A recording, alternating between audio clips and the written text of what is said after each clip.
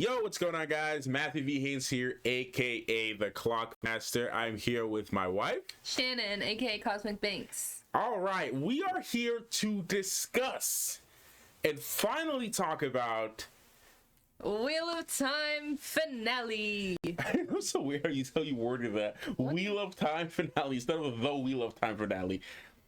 What do you mean? What's weird about it? Wheel of Time finale. I said the. Oh, you said the? Yeah. Oh, I said the Wheel of Time, but maybe I said it fast. You probably said it fast.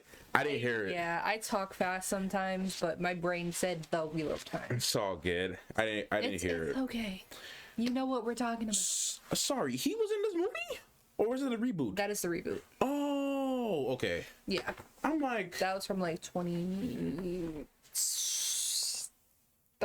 Okay. I don't know, like, since when? Yeah. But I thought he was like a young kid in that movie. No. Okay, anyways, so we're talking about Friday the 13th. But anyways, so, yeah, we're here to talk about... So this video is going to be unedited. Hopefully we don't have any mess-ups or any... Too many rambles. Rambles or interruptions. Yeah. The timer is not going. Now it is. And also forgive the audio if it's sounding not as how it normally, sounds, just because this is going to be a long video and it's going to take forever to get the audio edited to things. So we do apologize if the audio is not up to par. Also, and I forgot to tell you before we started this, instead of a live stream, I'm going to set this up as a premiere.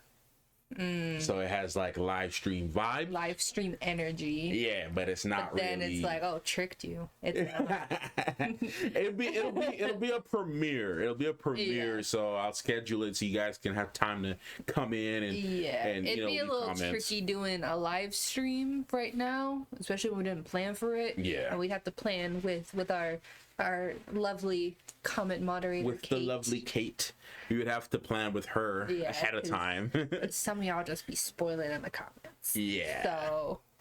And also because we don't have the editing.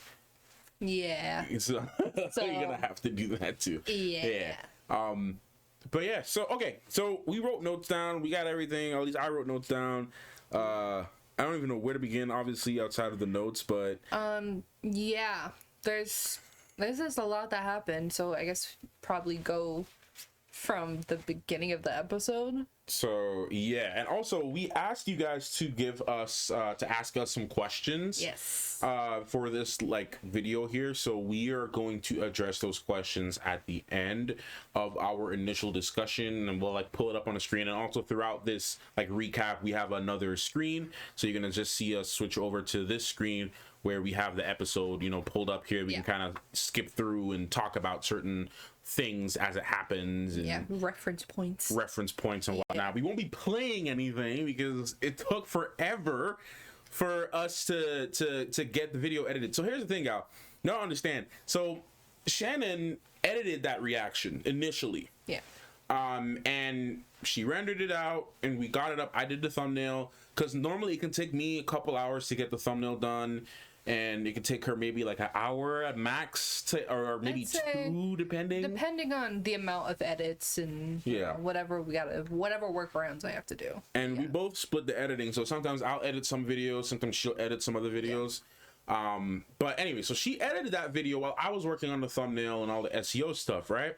And we had the video ready to go. We were done. I was actually editing another video, wasn't I? I was editing Loki. Yeah, I was editing Loki. You were editing Wheel of Time. And then I started working on both of those thumbnails.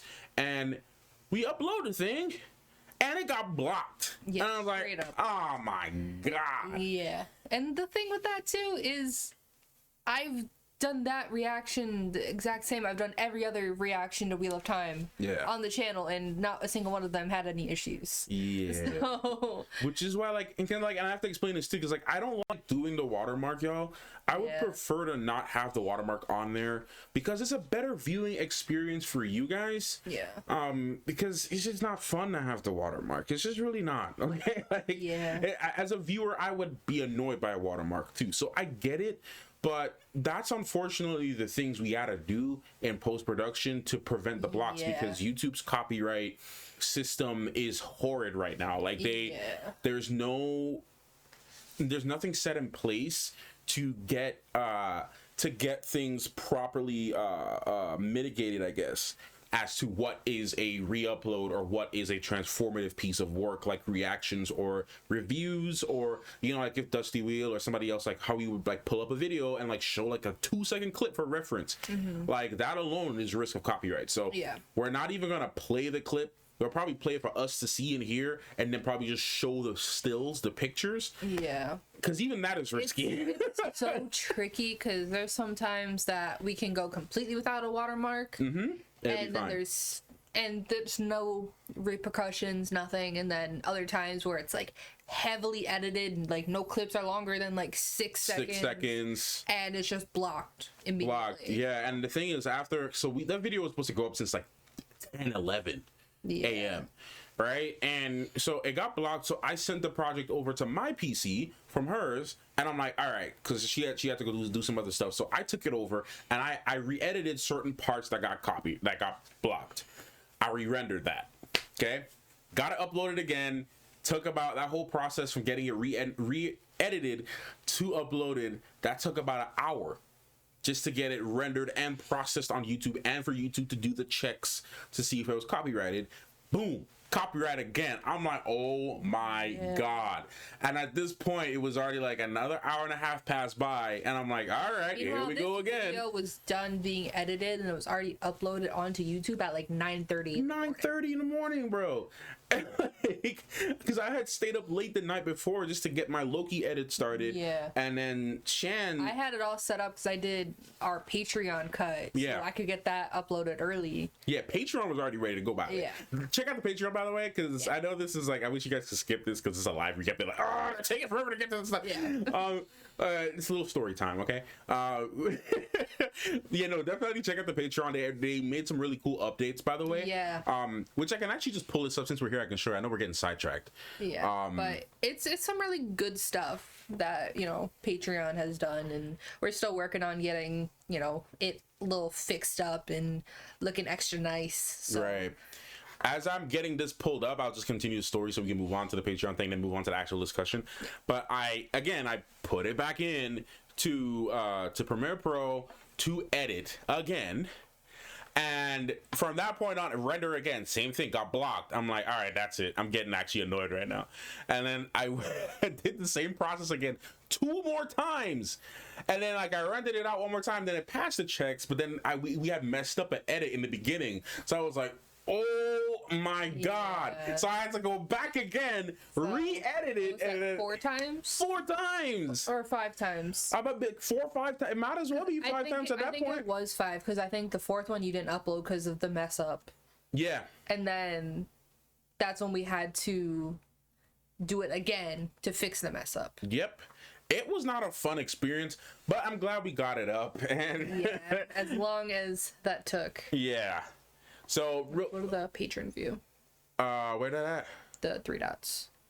Okay, patron view. Yeah. As a member. You can do public. Well, they won't be able to see the collections or anything like that. So, okay, so we'll just briefly show you. I don't know if I can close this panel at all. It doesn't matter, right? Yeah, it's fine. It's whatever. There's no sensitive. Yeah, there's no sensitive information. Yeah. Okay, so I'll just show you guys real quick. So this is the Patreon screen. It'll look slightly different for you guys. Yeah. You won't see this section over here, but when you go to the main page, which is really cool, the mobile app is really nice too. There's a collection section at the top right here. That if you go and you click this collection section, you will see we're updating the rest of them. Like these little cool GIF. I made this GIF personally. Took a bit of time to make this, but you can click the collection. So let's say you're interested in Loki, you can click the collection, and I love that the GIF just plays in the background at the top. It's pretty cool, and you can watch the full reaction, which I will not play.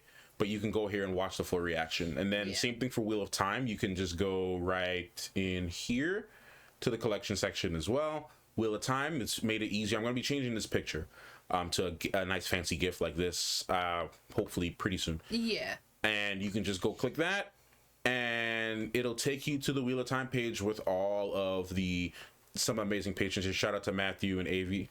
They're right here. See, they left some comments there, and you can just check out the full reactions right there.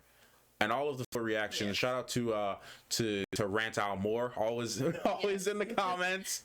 He's always shouting out the Patreon. Yes. So, but yeah, all of our Patreon reactions, our full reactions, are there in this collections tab, and it makes it easy for you to see what you need to see. And again, same thing for Ahsoka as well. Same thing here, same process. Click it. I really love this collection feature. This makes it a lot easier for the viewers to kind of find what they want to see. Yeah, definitely. Same thing for Ahsoka. All the full reactions are here for you guys to enjoy, and so on and so forth. So we're going to be fixing it up, adding more of the other shows and movie reactions that we do as well in the collection section. Yeah, and also regarding the Patreon, I know we've said this in the previous finale actual reaction, but we are going to be doing more Wheel of Time content, and Patreon's going to be getting 2 videos a month. A month, and YouTube will be getting 1. Yes. So we're always going to be a little bit ahead on Patreon. So if that's something you're interested in, make sure to go check it out. We got to prioritize the patrons because they are actually paying their hard-earned money to see content. And we very much appreciate it. And we very much appreciate you guys on Patreon for deciding to spend some money on us. It allows us to, by doing that, it allows us to actually be like, you know what, yo, we can actually put aside a whole day just to record content for you guys to enjoy. I mean, everything we post on YouTube, we always post on Patreon anyways. Yeah. That it goes up whether it's 3 hours early or a week early. Yeah, it always goes up. There's movie reactions that we haven't got to post on your channel yet. That's already on Patreon. Yeah. That Beetlejuice, we did reaction Beetlejuice. That's not on your channel yet.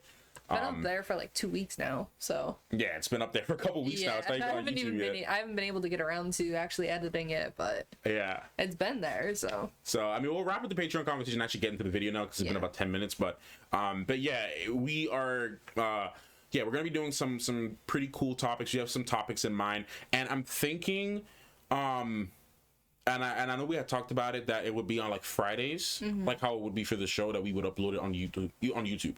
So YouTube will get it, we haven't figured out what day yet because we still have to record 2 videos for Patreon first. Yeah. Let them get it. But if anything, Patreon might be getting their first 2 videos within the next 2 weeks. Yeah. If anything, and get it right away and then give. And let us know if you guys have any suggestions for videos concerning Wheel of Time you might want to see. Yeah, because we have some ideas. We're gonna be going through the books, at least the first 2, and that's gonna be later though. That's gonna be later. Yeah. But we have some little fun things that we think could be cool planned. But let us know if there's any other ideas you guys have. Yeah, any other topics you might have that could be fun that you would like to see us cover concerning the Wheel of Time, because we really love it, and I would love to keep on talking about Wheel of Time forever. I don't want to forget about it. This season had me really hyped and really excited for the next season. So, and again, we want to give the patrons something to enjoy as well.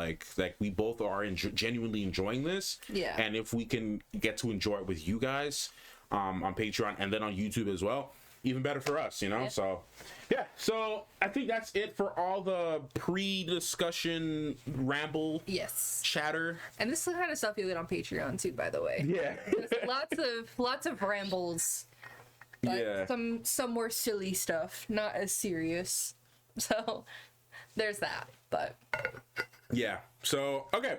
So do you have anything else you want to add concerning the announcements or any other things you want to think, or you want to get right into it? I think we covered just about whatever we had to cover. Okay. Yeah. So let's get to let's get into this. 12 minutes later. So okay. So I just realized I'm not really in frame. Okay. So yeah, we need to talk about. First of all, I'm gonna ask you, because that's what I'll probably do. I'll probably ask you some questions. If you have questions you want to ask me, we can kind of go back and forth like that if you want. But and obviously the notes as well. Yeah. So first question I'm gonna ask you. How did you feel about the season overall in comparison to season 1? Well, season 2 definitely was more exciting. I will say that much. Season 1 had a lot of really cool moments and some kind of world building, a little story building, getting to know the characters. And I feel like this season has just been the expansion. It's expanding these storylines, expanding these characters, and getting to the root of who they are as people. and kind of building off of themselves and building themselves up. So I really enjoyed it, and I think both seasons have been really good, but for hype level, I'd say the second season is like, you know, really up there. Yeah. A lot of crazy stuff happened, so. Yeah. I'll answer the same question too that I'm asking her. Like, I definitely agree. I think season 2 is, and has been, absolutely amazing. Like, it's in comparison. And again, season 1 isn't bad because it gave us an introduction, as you're saying. It gave us an introduction into the characters, into the world. I understand, and, you know, just from hearing what people were saying, like, from the books is a little bit different, but for the show perspective, I felt it did a pretty good job at setting up the characters for what we needed to see about them. Started setting up the key players, you know, from the beginning. Overall plot, you know, what we can kind of like look forward to almost. And yeah, I mean, I feel like that they did an amazing job with like just setting that up and having everything ready for season 2. And season 2 was as you said, perfectly said, like an expansion of season 1, and just took everything. You know, season 1 had some missteps, I feel, from a production standpoint. There were some things that were just kind of like, but overall, still a great season. And then season 2 was just like, all right, we're gonna just like hammer in and like really make this, you know, this season like a Wheel of Time season. Yeah, so they really stepped it up for season 2. Yeah, so I'm enjoying where that is at. I know some people asked questions in the comments as well concerning season 2, which I was gonna ask, but I was like, nah. People, I did like go through some of the comments, so I didn't go through all of them. Yeah. Concerning that. Okay, so how are you feeling about the season as a whole? Can we break down the season as much as you can in a condensed fashion? Gosh. How did the season feel, pacing wise, like character building, like all of that? I feel like as a comparison to last season, they did a lot better in that category. For sure.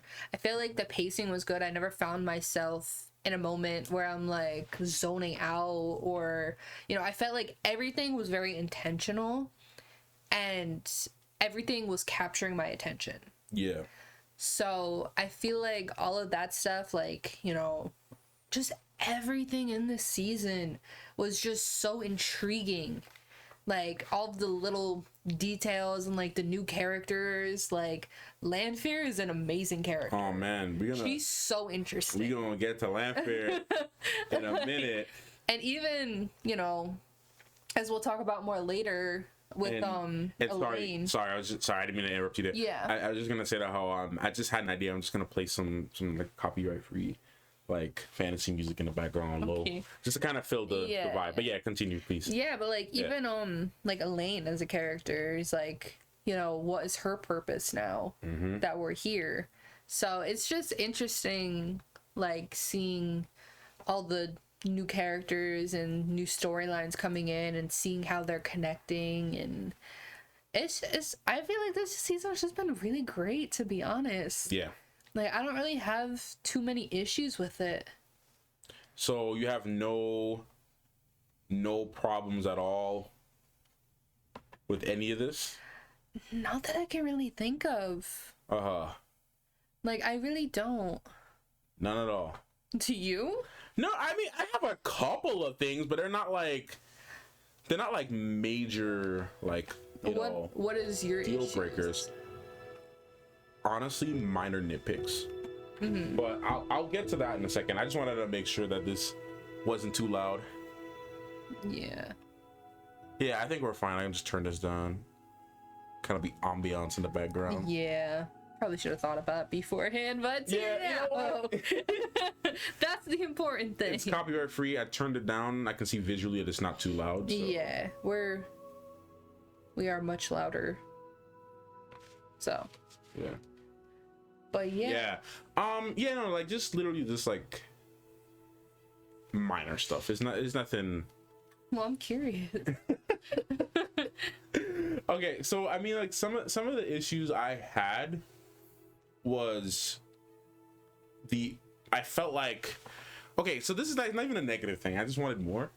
I just feel like certain parts. But that's a good thing. I know, but like I feel like certain parts could have been extended a bit more. Because certain, like, as you got to the latter half of the season, it was just kind of like boom, boom, boom, boom, super fast. I understand. So I would have wished for like 4 more episodes. But like I said, it's really minor and there's nothing major that like maybe hate the season overall.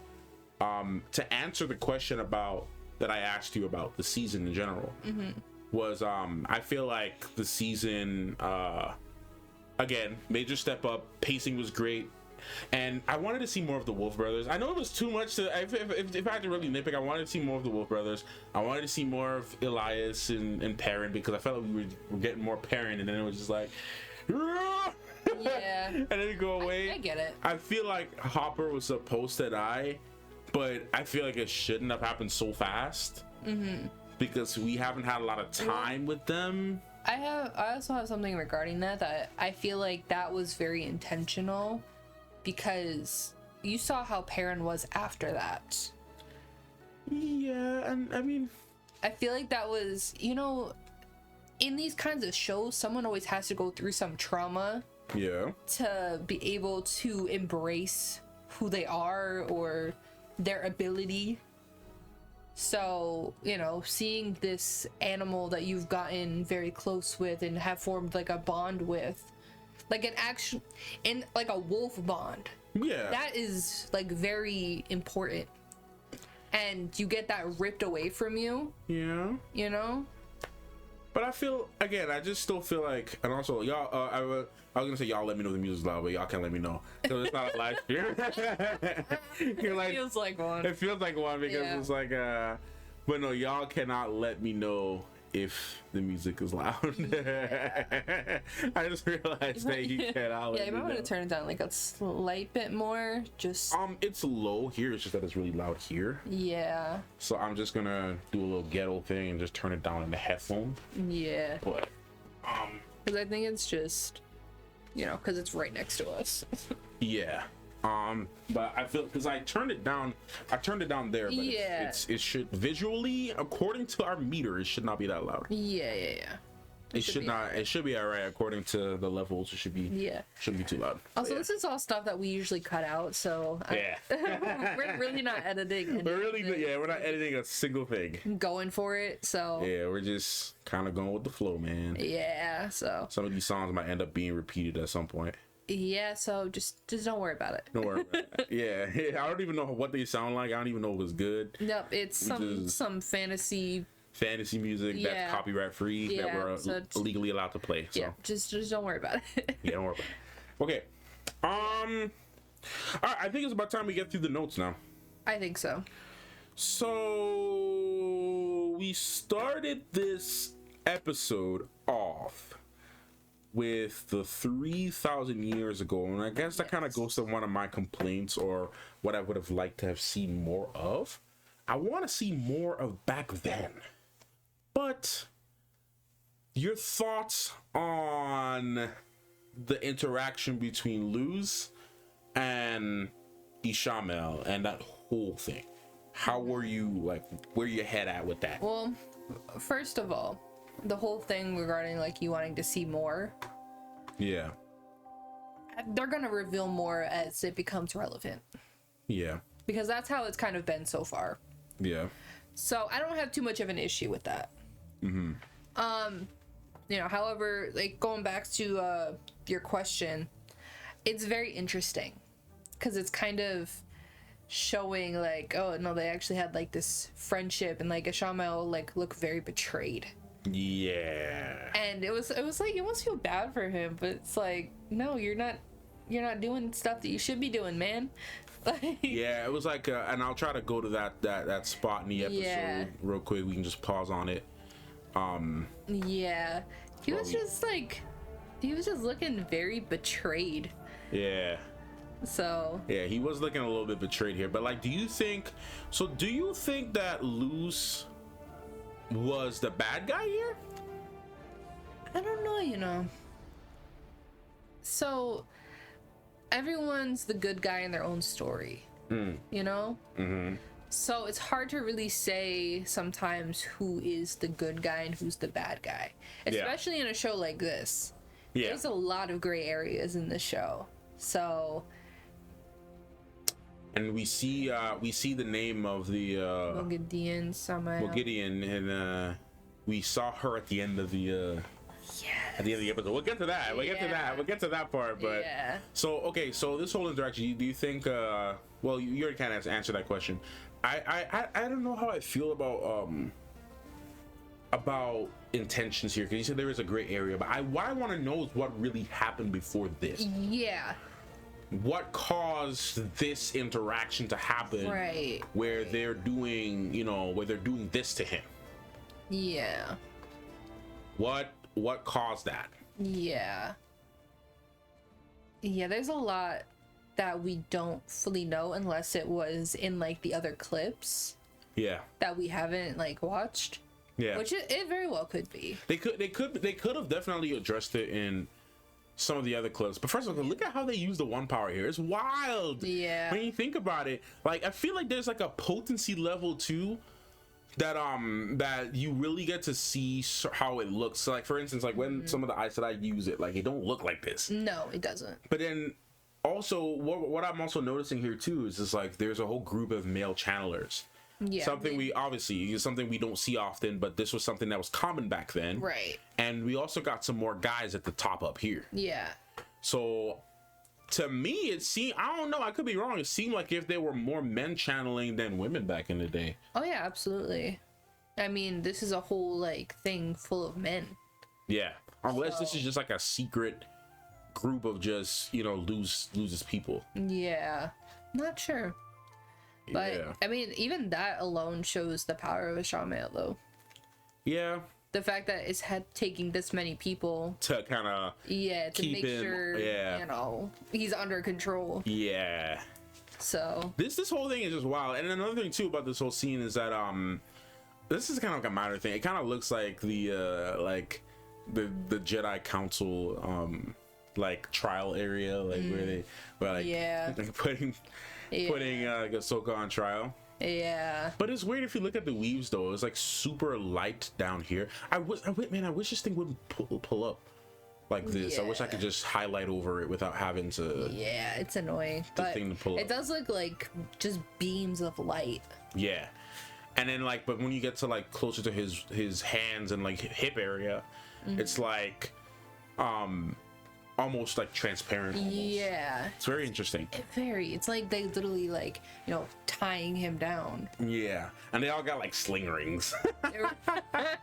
They all kind of got like sling rings. This is all just yeah. So I mean, yeah. No, you're saying sorry. I'm saying they're all just Doctor Strange. Doctor Strange. Yeah. It kind of looks like if obviously he was on some type of council with them. Mm-hmm. And they were like, nah, fam, you gotta get, put on trial or something. Yeah, so, we can't do that. We can't be doing that out here. So, but he did look betrayed. He said, I don't want to do this again, that whole thing. Mm-hmm. And Luce didn't want to kill him because he knew that that's what he would want. Yeah. I know how much you hate being alive. But my thing is what really happened here? Yeah, there's definitely some missing things. Because for all we know, Ishamael could have been in the right here. Yeah, Ishamael could have been in the right. We really don't know the full context of the situation. There's like a small possibility that he could have been in the right. Yeah. So, anyway, 3,000 years back. So... And then obviously I wrote down music back because I was super happy. I was super happy about that the music was back. Y'all saw how happy he was in the reaction. Man, I was so happy that the music was. You'll enjoy that reaction more on Patreon. Yeah, you'll be able to actually see that reaction. Hear the music. Yeah, hear it a little bit better. Unfortunately, you can't put it on YouTube. Yeah. So. Yeah. So we saw at the beginning of the episode that and I'll just kind of skip to it as we approach it, just so you can kind of get a visual reminder. We saw that this guy was back. Yes. White cloak. The white cloak dude. Yeah. I don't know why it's sticking like a mother, but yeah. But But yeah, we saw that this guy, what's his name? Dane Bornhold. I feel like we said that when we saw him that he might be like a pretty big player. Yeah, I mean, you know, we'll talk about it a little later, but you know, obviously his father and that whole situation with Perrin and you know, it's seeming like he's gonna be a bigger player next season. Yep. For sure. Yep. So it started with him, and then we saw that the White Cloaks were about to go and fight the Sanshin. Yes. And then so what was so did we actually see, because we saw in this part of the conversation here when Chalvalda was talking to them, and when Bornhall or whatever was talking, we saw in this scene here that I know I'm gonna be moving the camera on a lot. Yeah, trying to get the best angle. Yeah. We saw that we heard, or there was mentioned here, that they have a secret weapon. Yes. Did we see what that was? I don't know. Was it just a fire catapult? Was it that? Maybe. I'm not quite sure. I can't remember if we saw it. Yeah. We didn't get a chance to rewatch the episode like we planned to. Yeah, unfortunately. Unfortunately not, but yeah, we could be completely tripping, and it was like, oh yeah, no, you saw that already. Yeah. Like, did we already see it? I can't remember. Yeah, I'm not sure if we saw it or not. But anyway, we'll move on from that part. Why did I write this down? what was blown out elsewhere? What does that mean? Yeah, what does that mean? What did I write? Yeah, some of these notes just don't make sense, and it only makes sense like if we were able to do it during the reaction. Yeah, because you would have known what that meant then. Yeah, I don't know what I was talking about in that. Oh, the Moiraine and Lan, they weren't. Oh, that's right. There we go. We got there. Yeah, we got it. Yeah, so I don't know why I wrote it like that. Okay, so we saw that they were in the ways.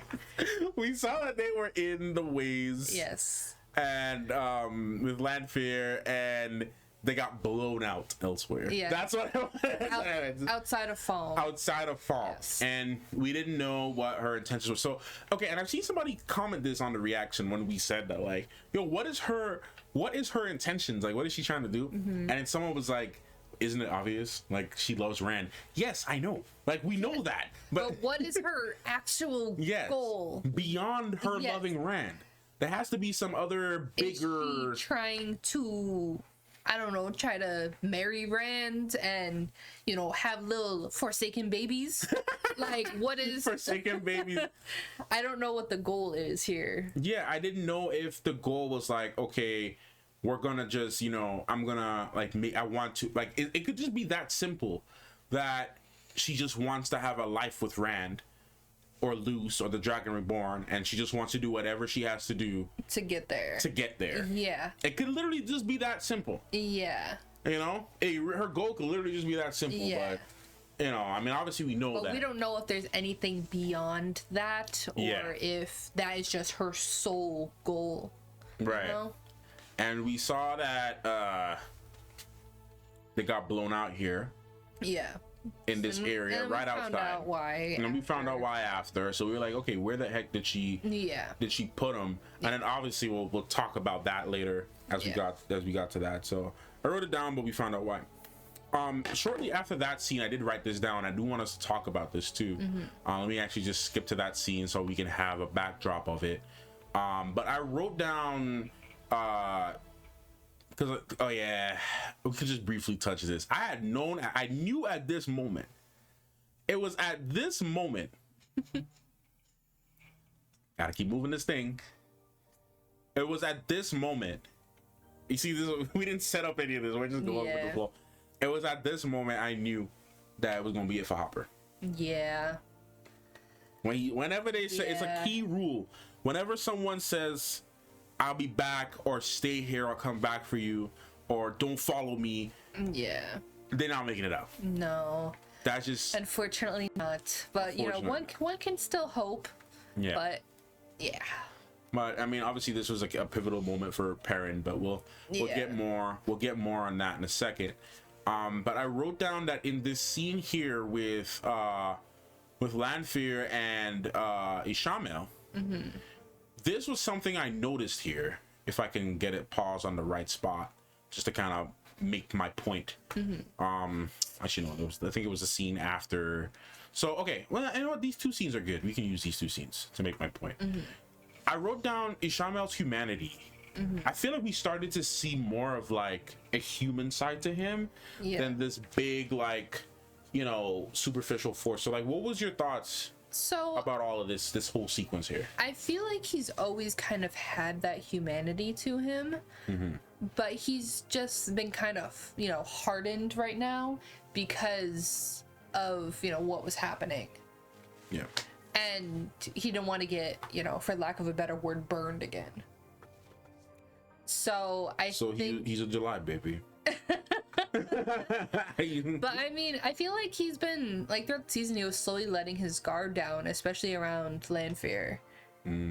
So, especially as, you know, he's getting closer and closer to achieving his goal. Yeah. So, I feel like, you know, the closer he got, the more comfortable he got. And he's like, all right, I'm ready. I see. And, you know, obviously he knows Lanfear very well, so that's who he's let his guard down around the most. So, I mean, I feel like I feel like that's always kind of been there. Yeah. But it's just, you know, trying to see through, like, the hard exterior in a way. Yeah. So, yeah. So, I mean, I am with you on that concerning that situation. I feel like he was putting up a front, but he was all, because, you know, he has to be hard and, like, you know, kind of come across a certain way, I guess, just for added effect. Yeah. Well, I also want to say before you continue too, Lanfear has also been mentioning throughout the season that Rand is very much like a lose. So I wonder if, in a way, like, Ishamael was, like, preparing for that, and that's why he's been a certain way. So do you think he was, because we did see it mentioned earlier, like in the season when he first got her out, he did ask, important thing about this scene too, we're gonna talk about these things in the back. I didn't even notice it when we first watched it. Oh, really? No, man. Yeah. Well, I noticed it, but I didn't realize what it was. Yeah. I didn't realize the other Forsaken. That it was the other Forsaken. Bro, it's 6 of them. That's wild, bro. Hey, yeah, that was a big table. You don't remember? Yeah, that was a pretty big table. That was a pretty big table. That was a big table. Dang. Yeah. I didn't realize it was that. But I don't think, okay, that's another thing too. I don't think that table was all of those guys though. I think that table was kind of filled with all the other dark friends. Yeah. Because you saw Pat and Fane there. Yeah. Whatever. Here's the thing. I thought Pat and Fane was a dark friend, but I thought he was a Forsaken, but it seems he was just a dark friend. But. Yeah. But anyways, probably just a higher up. Yeah. What was the last thing you just said there that I wanted to add on that? Was it about him? About him being like loose. Being loose. Okay, yeah. So we did see earlier in the season, him say, "Are you gonna betray me?" And she literally said, "Yeah." like for loose and Rand, yeah, absolutely. Yeah. I will absolutely betray you for him. Yeah. So we kind of already knew that was kind of gonna be the outcome. Yeah. You know, regardless. This other track I don't even think fills it. Mysterious and suspense. That ain't the wave. That ain't the wave. I'm gonna find some more music. But anyways, so let's move forward from this scene.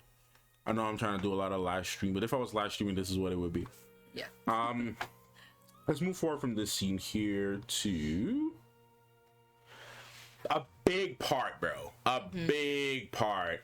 So actually, and then can we address this part too? Oh yeah, this is like, because this was wild to me. Out of like a horror movie. Yeah, this part, which we're gonna transition here on the screen, this part was wild to me. Yeah, this is literally straight out of a freaking horror movie. You haven't seen it, but this is giving me Children of the Corn. I mean, I've seen things from Children of the Corn. Have you? I've seen pictures and well, this is giving me clips and stuff. This is very cultish. It is very cultish. It is very. I hate it. It is definitely very cultish. Yeah, send the babies out first. Oh God. Yeah, that really ain't it. That was something. That was definitely. If I saw that coming, I was leaving immediately. Yeah. That's scary. And it was kind of crazy they were using kids. Yeah, well, I mean, they're only children of the light. But still, though, you gonna put them in the front of a battlefield, though? Just fogging it up. But, like, what if it was with somebody else that was like, man, freak them kids. Well, arrows they can't see them coming. They can't see. Fair. We're only seeing them because it's up close, but far away, you can't see anything. That's fair. That's a fair point. They made that a very clear point, a few seconds after this. That's a very fair point. Yeah. Also, sorry, adventure and beautiful or adventure and action? What do you think? Beautiful. It's more calm. We want to be calm here today? Okay. No, I'm asking, like, do we want to be calm here today? I mean, I feel like that would, fit a little better because instead of the... You know what? See, this is why I married you.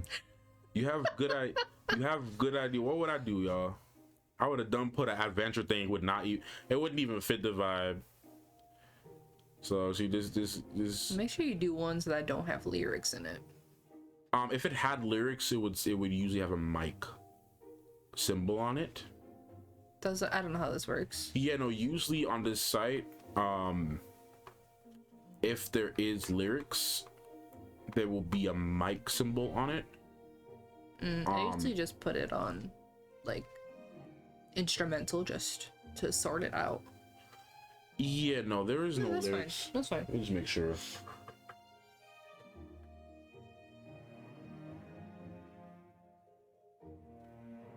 I hope this music is good because I didn't get a chance to like curate these songs, but this is like an in the moment like ADHD decision. Yeah. Like it wasn't like I curated this playlist before. So just don't worry about it. Yeah, I hope it's low enough that it doesn't bother too much. Yeah. But the scene that I wanted to get to, which we'll talk more about it as we get to it. But this whole scene, that whole intro was weird. Was wild by the way, with everybody like the whole White Cloaks just coming through the fog and the attack. That was weird. Now this is the scene. Yeah. That we need to address. Well, there's two scenes because there was this conversation. Obviously with this lady, but the thing that we want to talk about didn't happen here yet, because obviously this is Nynaeve, and we'll talk about Nynaeve because some people were saying how Nynaeve was useless in this episode, and I'll get your opinions on that. But this sequence right here, bro, with freaking let me go to it real quick. Let me get the exact spot. Yeah, this spot when Rhaena took off her braid. Yeah. We need to talk about that scene. Yeah. How did that make you feel? Now, obviously, there was the reaction, but like your thoughts on that whole sequence. That was crazy. Because, like, that's something Egwene's been known for this whole time, and it's very symbolic. But, it's also kind of beautiful in a way because I'm listening. It's symbolism, right? Okay. In a lot of different cultures, when someone passes, you cut off your hair. So this is like, a new Egwene after this experience. She like hair holds a lot of memories. Yeah. At least a lot of people. I have a response to that, but I'll let you.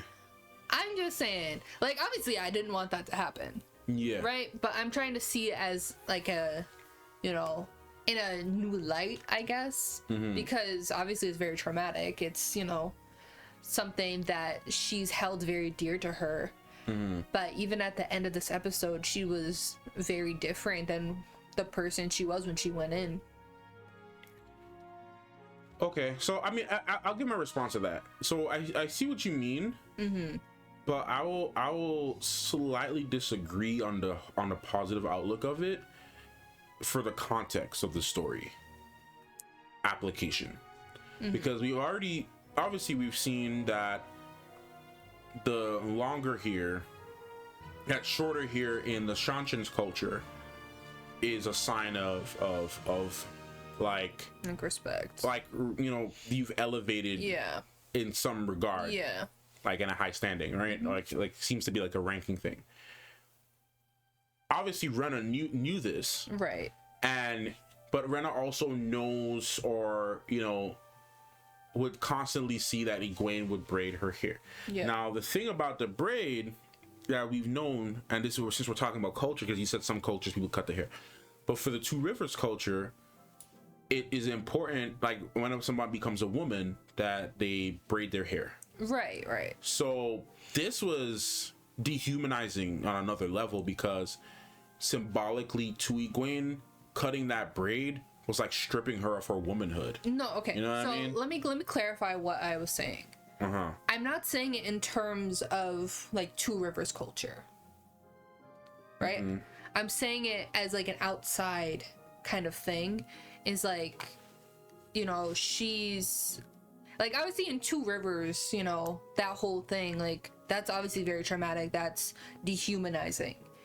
But I feel like she's going to come out of it, or she has come out of it like a different person, and it's like, you know, it's hard to explain what like my brain is thinking, because, you know, obviously in the show, it's very different than a perspective from outside the show, right? So in the show, it's something very hard to handle, and something like you're getting something stripped away from you, and it's horrible. But I'm trying to see it as like, okay, what are the writers thinking that they're doing with this? What could be the other symbolism behind that? You know what I'm saying? I hear you. I mean, I agree there is a symbolism, but not a good one, because Egwene, I agree that Egwene is definitely different, but not for the better. Like, I feel like Egwene mentally is in a worse position than she was. I'm not saying that. I'm saying as a different person in terms of her ability, in terms of her power. I mean, yeah, she is, but I mean, well, okay. Oop. So like, I'm addressing the whole hair thing, because like, you know, this was like a last straw. For Egwene. So earlier you had mentioned that it was like a beautiful thing. So I was just trying to see where you were going with it, because it's pretty effed up, this whole thing. I don't think you were understanding exactly what I was trying to put out. Yeah, no, I don't think so. Quite. I don't think I quite understand. Not beautiful in a show perspective, but like the symbolism from an outside, like I've been explaining. So I get that, but I mean, I guess it just depends on your perspective, how you're viewing it.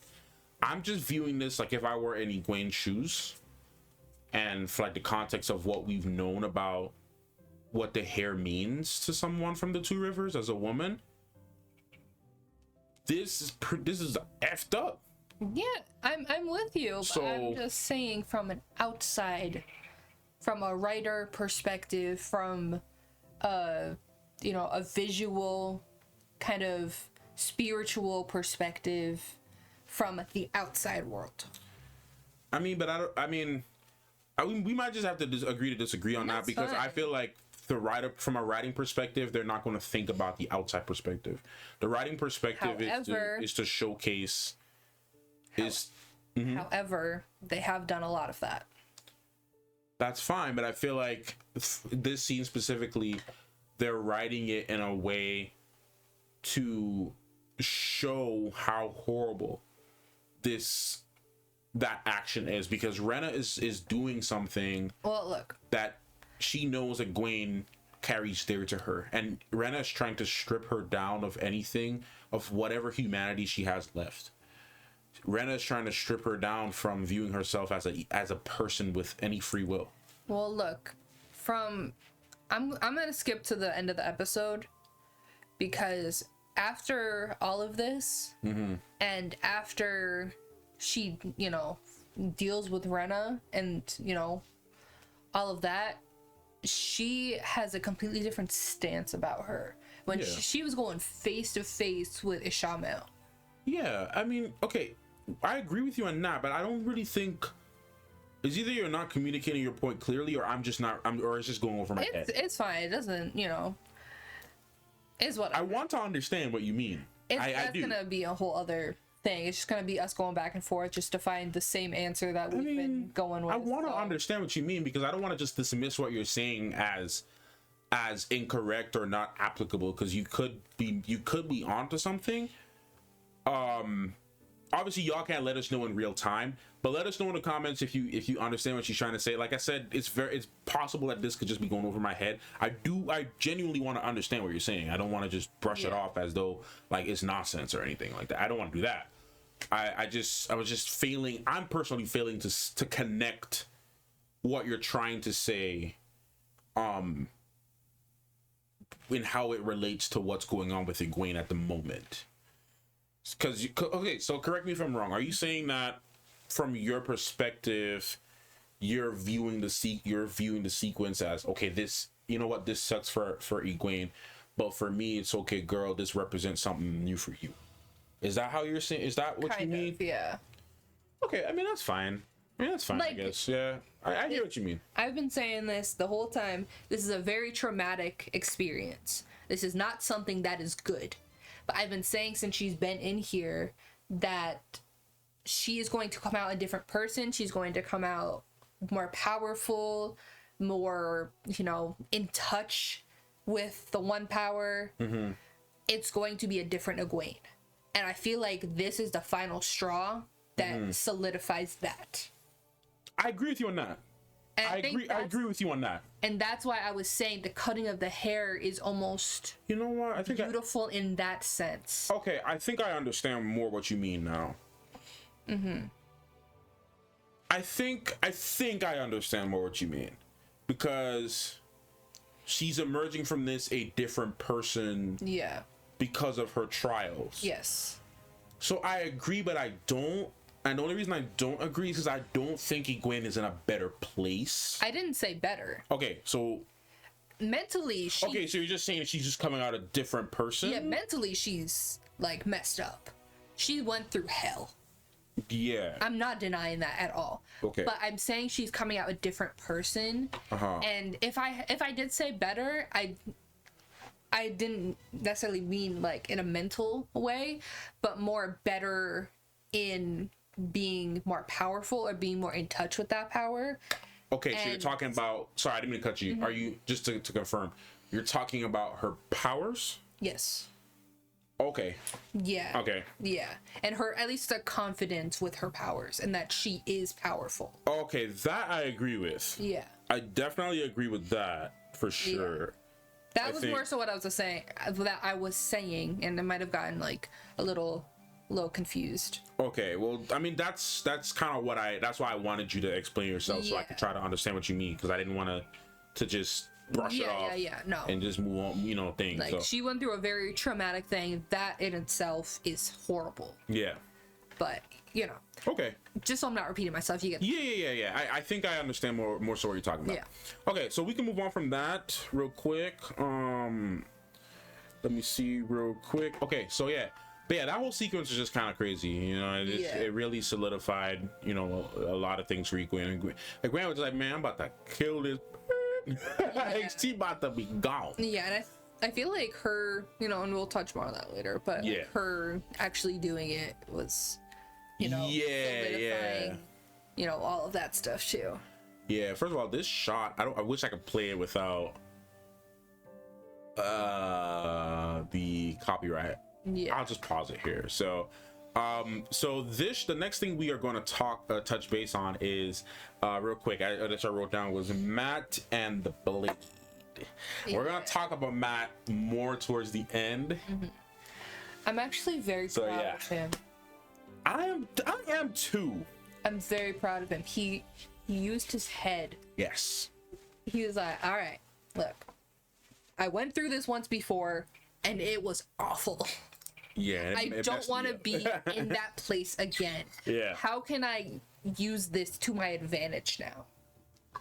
What can I do to... I'm good. 180? I'm good. Thanks. But what can I do to use it to my advantage and not give them what they want? Yeah. And it's like, all right. Sorry, water. Yeah. I have to make that clear. It's water. Yeah, it's water.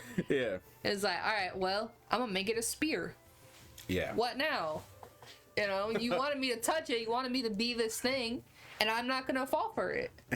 As someone who works with weapons, I have a lot to say about that spear, and I'm pretty sure. Shout out to my fellow Bushi, Matt. He's also a Matt. It's funny because a friend of mine who I've trained with in the samurai arts, he may or may not be watching this video. He's a huge Wheel of Time fan at my dojo. He's a huge Wheel of Time fan, and he read the books and everything, and we talked about the show quite a couple of times. And we talked recently about the season, not super deep, but he's much more experienced in the art than I am. But I'm gonna have to ask his opinion on Matt's spear because there's a lot. I don't know if we're not gonna talk about it because it's a magic dagger. And that's the excuse I will accept because it could kind of pierce things with little to no effort. Yeah, it kind of just melts it. That's the only way I think I can accept that. Yeah, that we're not gonna talk about it. That spear is so inefficient. I've always hated it. If it was like this and like this, it should just go. It would literally. I know Matt doesn't have the strength to tie a knot that tight. Yeah. That could pierce through another person. Yeah. When you're not only lunging at them, especially if they're running towards you and you're lunging at them, man, that thing would have fell off. And if you're cutting it, like they have made spears like that. A lot of indigenous tribes all over the world. Yeah, but it was tied. But it was tied in a certain way. Yes, it was tied in a certain way. And not just going around it. Yes.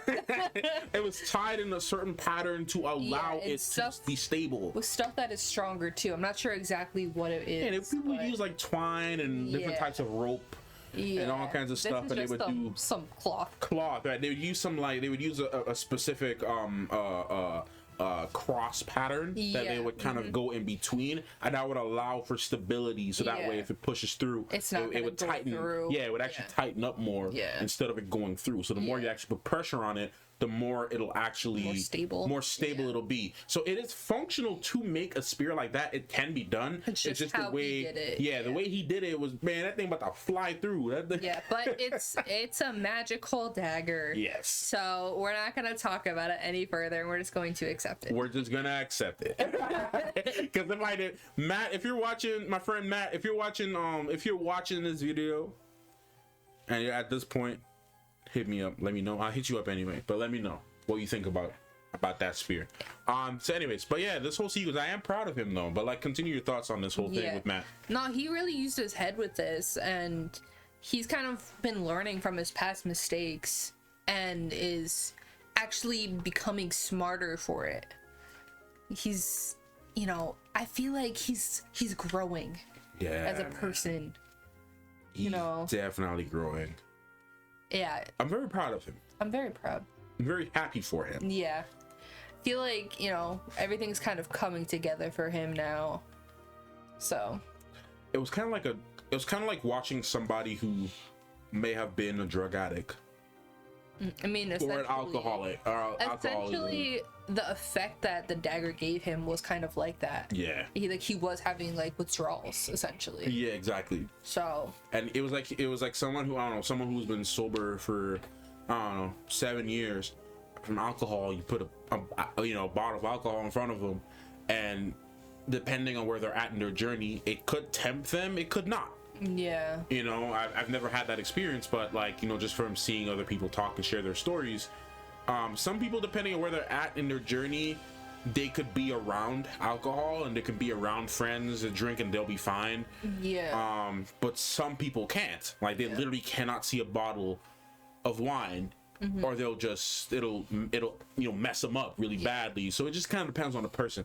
But for what we were seeing here, Matt was obviously being tempted here. Oh, absolutely. And his reaction was like, damn. I mean, we really doubted him in that moment. We thought he was gonna do it, and I feel like everybody did, because even Pat and the fan was like, "You'll use it." Yeah, he's like, "I'll leave you alone for an hour." I'll leave you alone for an hour tops. Yeah. No faith in him, and we've seen nobody really have faith in Matt. Yeah. Nobody believes in him, and to see him turn it around, and you know, can we help my man get some new drip too, please?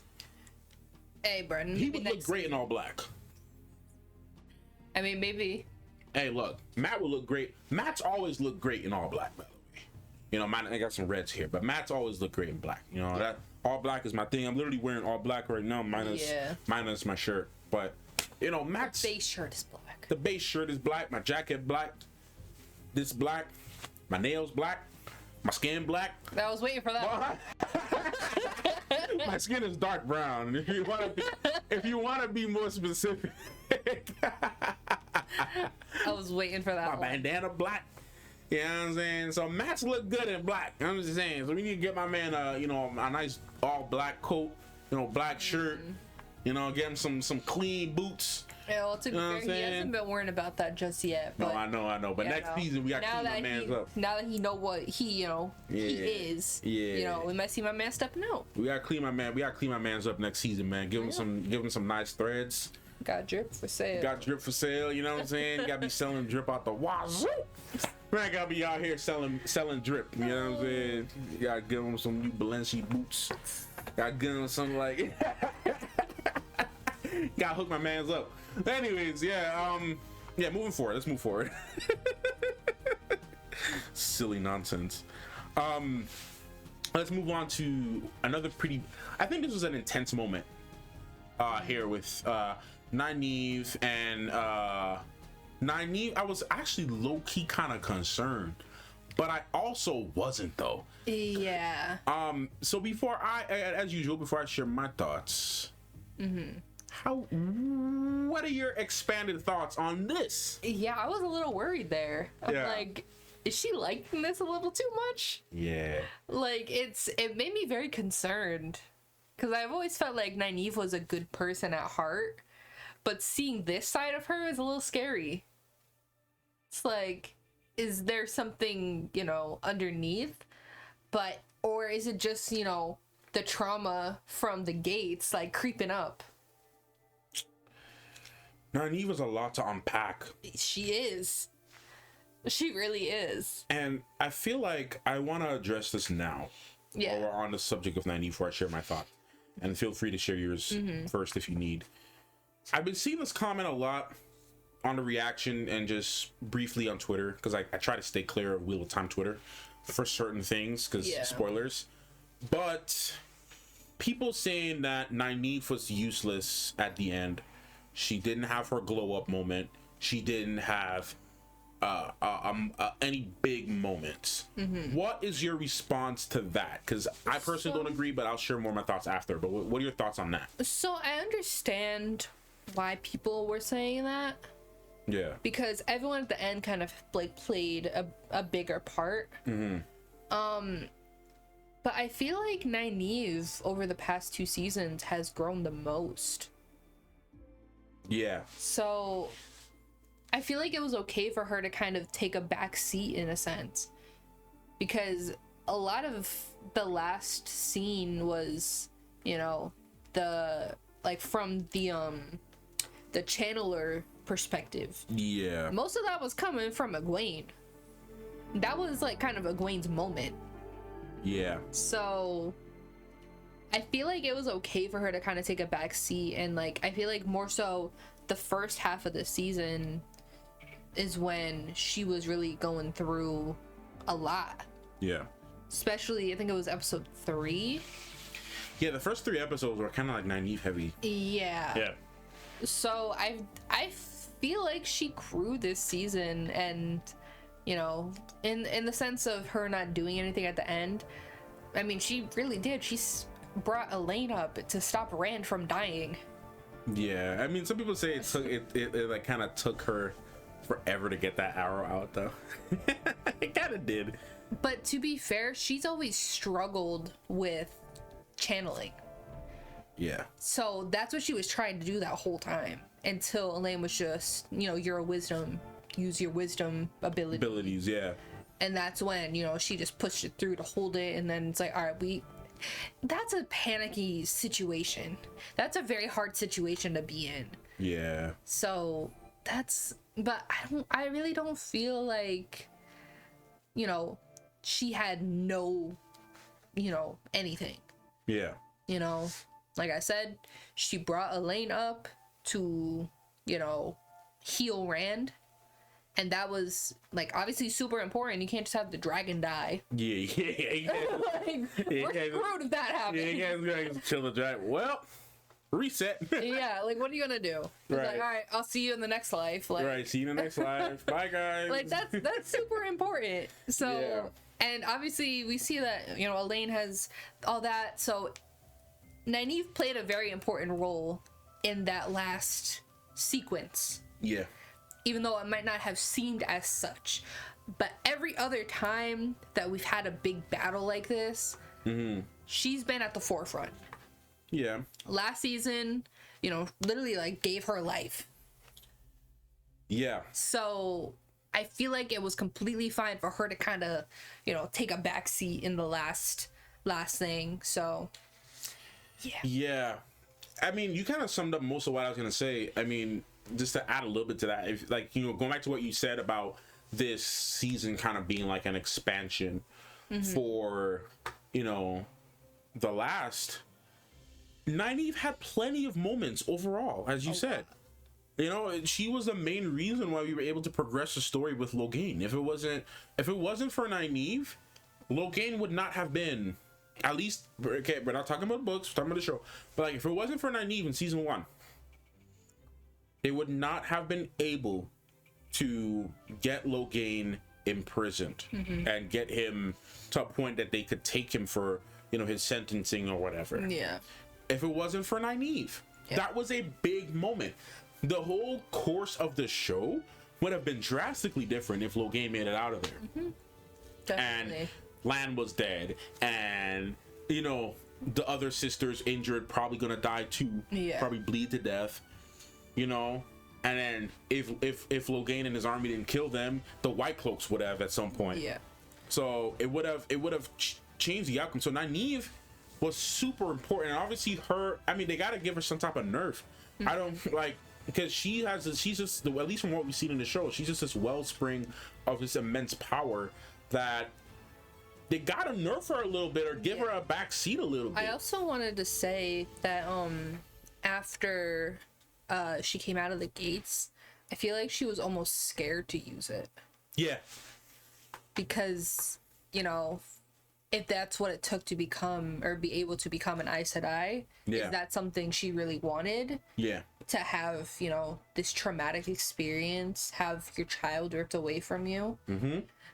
And I feel like I guess kind of scared her from also wanting, because, you know, we've seen, like, last season, big emotions, and, you know, that all brought out. I feel like she was having some pretty big emotions, but it feels like she was also just scared.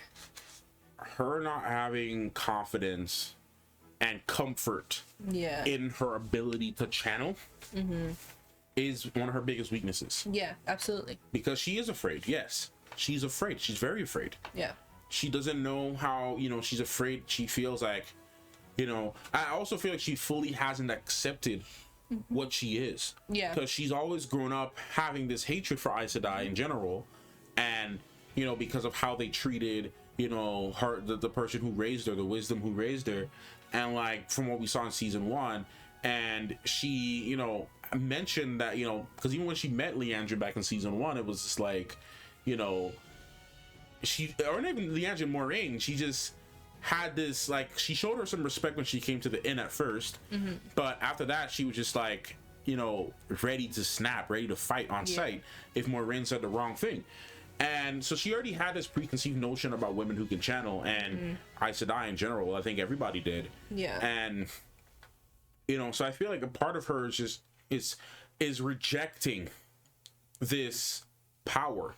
Definitely. She is resenting it. She doesn't want to fully accept who she is. Yeah. Because a part of her still resents it.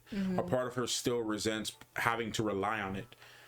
You know, because she was raised and taught that what she learned was good enough, and that would be all.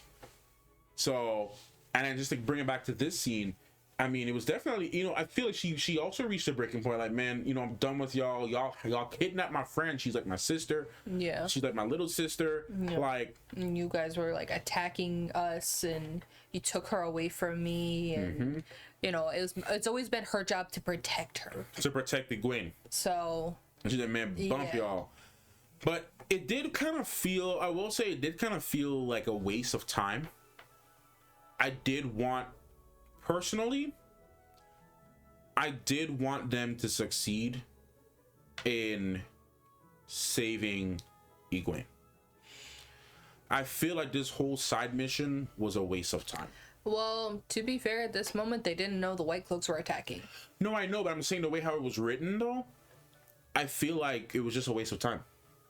If you think about it, because the only thing that I can take away from this whole thing with Nynaeve trying to go undercover, dress up like the Sul'dam, the only thing I can really take away from this was Elaine's reaction to to Nynaeve in this scene, and Nynaeve's reaction in general. So the only development I feel like this had for her and the story was it showcased what people would be willing to do to, you know, to get the answers, or what's, you know, how the nicest people can do the darkest things to protect the ones they love. And I feel like that's the only thing I can really take away from this entire experience. And I mean, that alone makes it not a waste of time to me. I mean, okay, yeah, let's hear it. We haven't seen Nynaeve act in this sort of way. No, we have not. No, so I feel like this was important for her character to kind of see the darker side to her. Yeah. Because we've kind of seen that with a lot of characters this season. You know, let's see. In this episode alone, Nynaeve with this, Perrin, you know, killing the guy after he killed Hopper. Egwene killing Rhaena. Yeah, there was a lot of that. There was a lot of Rand killing Tarok without no questions asked. There was a lot of darker sides to people we haven't seen yet. So I feel like this was very important to see that side of her and what, you know. Adam Payne selling drugs. He literally walked in that room like a drug dealer. Adam Payne literally walked in there like a drug dealer, like, hey man, I got what you need, man. Nah, man, I quit. Nah, man. Now you ain't. That won't be the bill later, man. Oh my god. Like literally, that's what bro, at least someone in the comments agreed with me. No, you're completely not wrong. Adam Payne came in there like he was the plug. He had all the answers. You're not wrong. He knew where to go, who to talk to, everything. Yeah. But yeah. Either way, I feel like it was important to see all these sides to people because there's been a big battle between the darkness in somebody and the light in somebody. Yeah. And this is kind of showcasing the different, you know, sides to people. And it's like, even going back to Lanfear and Ishamael with the yin and yang. Come on. Yeah, man. That's a very important theme. So this scene is important. Life was like a hurricane here in Duckburg. Everything is different, you know? Yeah. That's why I say the scene is still important and not a waste of time. I think okay, so I think the scene is important, but the overall mission was a bust. That's fine, but they didn't know that at this time. I know story-wise, I'm not addressing the story outcome. I'm addressing the writing of the whole thing, because they could have found a different way to show this side of Nynaeve without having to go through all this, without having to put on the makeup, without having to do all that, without trying to like break Egwene out the jail. I get that, right? But you got to think of what they're seeing. What who's seeing? What Nynaeve is seeing. No. I am thinking what they're seeing for because they had this preconceived plan of like how this can work, like 2 episodes ago. I mean, look, if we want to be fair and give the writers a little bit of a slack, you can't really, in reality, the only way I can see, you could try to go bust somebody out of jail or whatever. You can have this plan and it could totally fail. Yeah. And like, not every plan is going to be a success. So I mean, yeah, I'm giving myself 2 sides to this. I can see why it's a failure, but I can also see why it's a success. So, yeah. I don't think the plan was a bad idea. No, not at all. They didn't get to execute it because of the White Cloaks. Mm-hmm. So, and that happens sometimes. Ishamael had a plan. They weren't expecting the White Cloaks to attack. Yeah. They had to scrap their plan. Simple as that. I'm sorry, I was just laughing because gotta get a good scene of Pat and Faye. Look at him. Yo, look at Pat and Faye real quick, y'all. Let me just get the scene all set up real quick. Tell me this man ain't looking like he got everything on him. It's the rings too. It's the rings too. Like this dude got everything. He got the soul glow. He got everything ready to let you suck.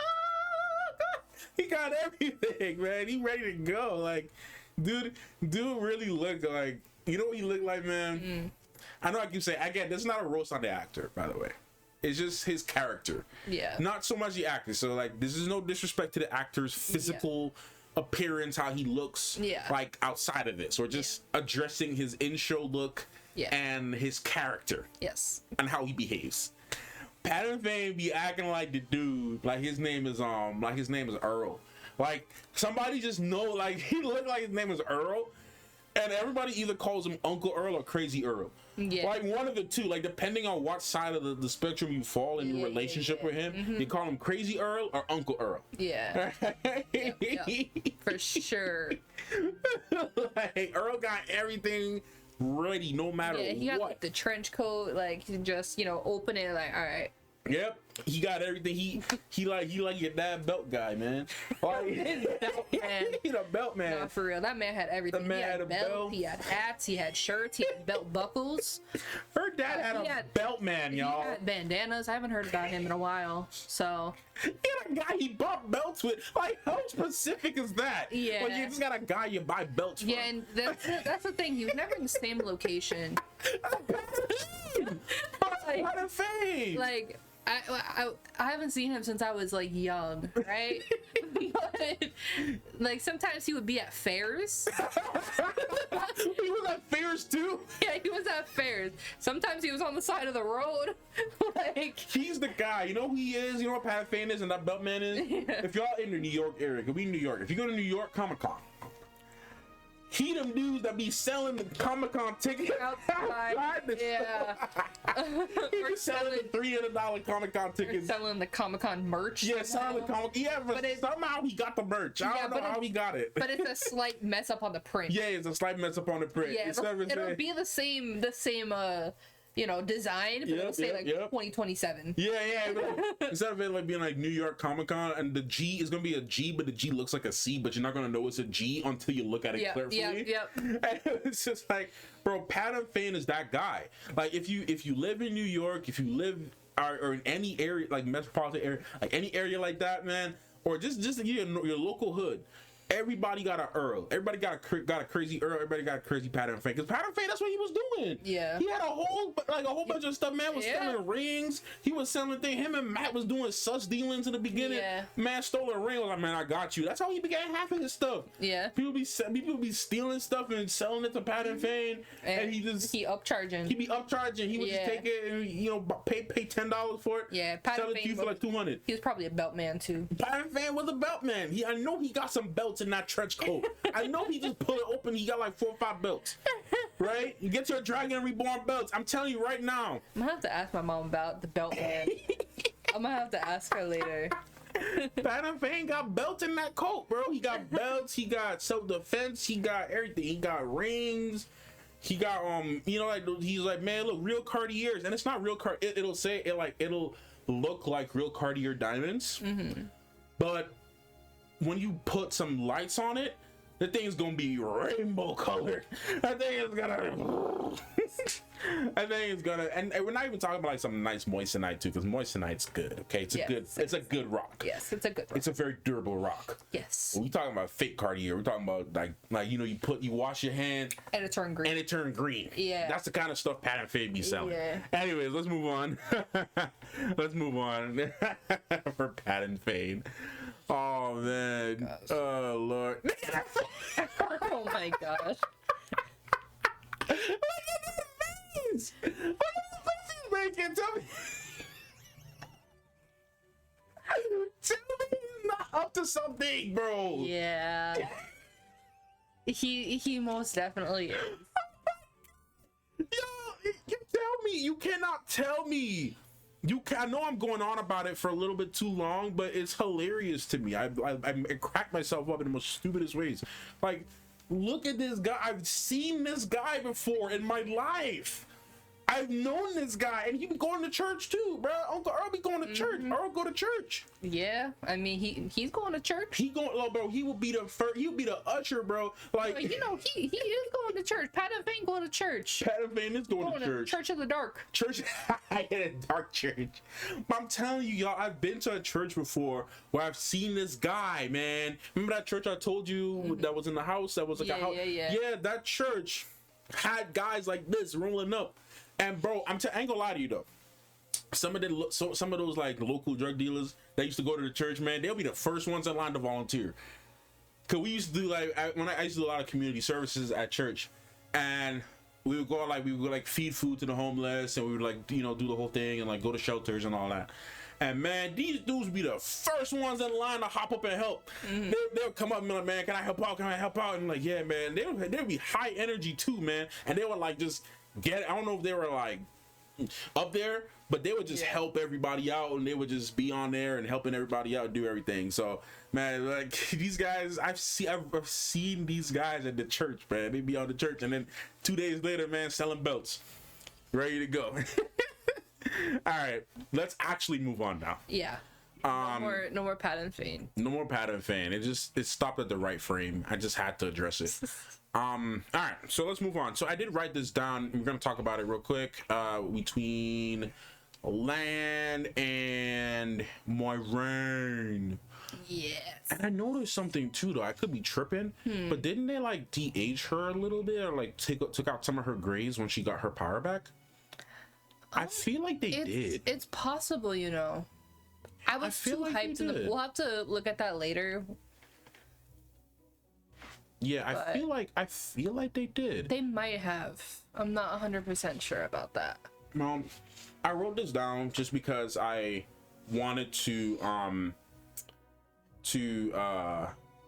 touch base on it, but it was mentioned in episode 1, and we did confirm this, but her basically confirming to Lan that no, like, we were not equals because you were my better.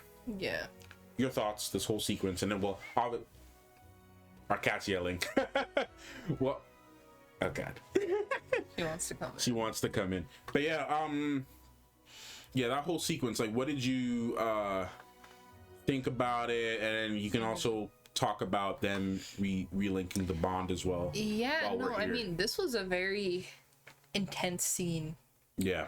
I mean, for completely different reasons of the intenseness of the whole episode, because this just shows like how little Moiraine thinks of herself. Yeah, it's sad. It's very sad. And just, you know, seeing how she was reacting to Lan and like pushing him away in the earlier episodes. Yeah. Just because she's always thought that he was her better. Yeah. You know, and Lan alone, it was like, no, like, you know, you're amazing. Like, you know, we are equal. We are equal. Like, we're here together. Yeah, we are a unit. You know, we're more than just, you know, an Aes Sedai and a warder. You know, we are equal. We are one. You can't have one without the other, you know? And this whole, you know, rebonding process was very emotional and very, like, you know, it was very vulnerable. Yeah. Very intimate. Very intimate. Thank you. That's the word I was looking for. Yeah, it was very intimate. Yeah. And, like, it's a certain kind of love you have. And obviously we know that they're not in love. Like at least not in that way. Not in that way. Yeah. They are in a kind of love that, you know, you share, like a very intense bond, and they have love for each other, but not in that way. And just seeing the relief on both of their bodies and their faces and their minds. Yeah. After they finally rejoined was amazing. This is a very beautifully shot scene. Yeah. I really loved this scene. It almost made me cry. Yeah, me too. I damn near thought they were gonna kiss, bro. Yeah. I damn near thought they were gonna kiss. And like, because kisses don't have to be romantic either. Not at all. Depends on the culture, depends on kisses can be like, man, I just love you. I just want to kiss you. Like, that's how much I love you. Yeah. But we not about to go kick it. Like, it's not like that deep. Yeah, there's plenty of people that will like just kiss their friends, or, you know. Yeah, I'm a little sus about those. Cause they're like, like, chances are, I don't know, you look like you're feeling them a little bit. Yeah, but it depends on the kind of kiss. It depends on the kiss, yeah. It could be just like a little smooch. I've seen that. I've seen some girls do that. Yeah, I see more with ladies than I do with guys. Yeah, for sure. You know, it would be like, all right, you know, they would be like, love you, mama, and they would like give you, you know, I've seen a lot of my friends do that. Like, they'll give each other a little peck on the lips. Yeah, and it's nothing. They didn't mean nothing by it. Nothing, like, no romance was intended. At least it would seem that way. I mean, I've seen some, you know, some people as well that like they were married and they don't roll like that, but like they don't roll like with swinging or anything like that, but like they like shared a kiss with her friend that she grew up with, you know, since they were kids, and it wasn't like a long, it was like a little peck on the lips. So I mean, and some people do that. I've also seen people who have like gotten like divorced and like, you know, remarried other people, but they have like kids and stuff. Yeah, they'll still like do like a respectful kind of kiss. I've seen that, and I know a lot of people are like debatable usually, about that. Usually it's like right here. It's not necessarily on. Yeah. I've seen the lip one though. Yeah, and I'd be like, look, whatever agreement y'all have is on you. Yeah. Whatever you and your significant others are comfortable with, you know, that's one thing. But I don't judge people. I don't judge people's you know, relationship decisions. Yeah, like if a married couple, they do that with other, like, whatever, like, you do what you gotta do as long as y'all happy, y'all respect each other equally. Yeah, live your life. Yeah, I was more so making that face just to be like, the way how like I would see them do that, I'm like, I don't know, you look like you kind of feeling that a little bit too much. I know what you mean. And your spouse that you are now married to ain't really feeling what you feel. Yeah. But I'm like, that's how y'all have fun with that. Yeah, but just to address this scene in particular though, but despite the kissing thing, I do agree with you where you're saying, you know, it was a moment we were all waiting for between the two of them. At least I was waiting for it. Just looking at the two of their faces here is just like, they're about to like burst out into tears. Yeah, it's like they're feeling like such intense emotions about, like, because a part of them is like empty, you know. Yeah, that's like if you leave me for like a week, I'm gonna feel weird. It'd be weird. Yeah, it would definitely be weird, man. Yeah, man, I tell you, we did this. They had so our sister dojo would do sometimes our kaicho, which is like our the founder, like the leader of our clan, of our samurai clan, would come over to our coast, and he would do like these seminars and things like that. And they would have, like, you know, our dojo, we go to the you know, the main dojo, the home base, and we would go there, and you know, the lead sensei there would allow us to spend the night there if we didn't have a place to stay in the area. Yeah, it was like a weekend. It was like a weekend kind of like seminar for training. And one time I went, man, that was like the hardest 2 days of my life. Yeah, I was getting a call like every single break they had. Like, it sucked. You were like debating leaving early. Yes. You didn't want to be a part of I was depressed. Yeah. Like I enjoyed training. I had fun training, you know, with my bushi, and we had good time, and I learned a lot that weekend, and that still sticks with me to this day. And it was great training. I loved it. I loved the experience. But within that, man, I was kind of depressed. I was like, I was so sad. And the next seminar I went to, I had Shan come down with me to the area, and I went home the same night. Yeah, it was only a day. It was only a day I went for. I couldn't spend the whole weekend because it was, man, I could not wait to get home. It's like a few hours is one thing, but like a couple days is like, man, no. It feels weird. We hopped in my sensei's car, and it was me and, you know, 2 others, and we went down. We were driving down. You know, it was a bit of a drive, but we drove down to the sister dojo, and we were, you know, it was a good drive and everything. We were chilling, talking, whatever. You know, and we went, and man, he was about to catch an Uber home. I was about to catch an Uber home. I could not. It's like a few hours away too. So yeah, we spent like a lot of our waking moments together. Like a majority of our day together. Yeah. And the thing is, like, Shannon likes to have more personal time. Yeah. Like more free time to do her own thing than I do. Because I'd be like, I'd just be so clingy. Yeah, he's like very clingy. I'd be like all up on her like all the time. So for me, like going away with that whole, and my dad is like that too. I'm putting him on blast too. Like, that was another seminar too. My dad was trying to get a whole like Airbnb. Hotel, so everybody could just be in the area. And meanwhile, he's a lot closer. Yeah, he's a lot closer to that's his home. That's his home base. Yeah. Because my dad. I'm giving like way too much information now. But if you go on my Instagram, you'll see all this. But like my dad. I'm not saying anything that hasn't been on Instagram. Yeah. But my dad also trains in the same samurai art as I do with the sister dojo and in the other state. So he trains there, and he's much closer. Yeah. And like he was like, no, we're all getting an Airbnb. Because like. Yeah. So I mean, I probably felt like how Lan was feeling. You know, that weekend, man, it was rough, bro. I couldn't sleep. Yeah, like it was bad, man. I'm like freaking Mr. Portocalis in my you know, at Big Fat Greek Wedding 2. Yeah, when mans couldn't sleep. Yeah, you know, because he couldn't hear her snoring. He couldn't hear her snoring. He couldn't sleep, man. Yeah. It was bad. So it's like they were like almost like a married couple. Yeah. These two, Lan and Moiraine, are almost like a married couple without the sexual romance or any romance really. It was just more like they bonded. They had a deep connection that most lovable married couples get. Yeah.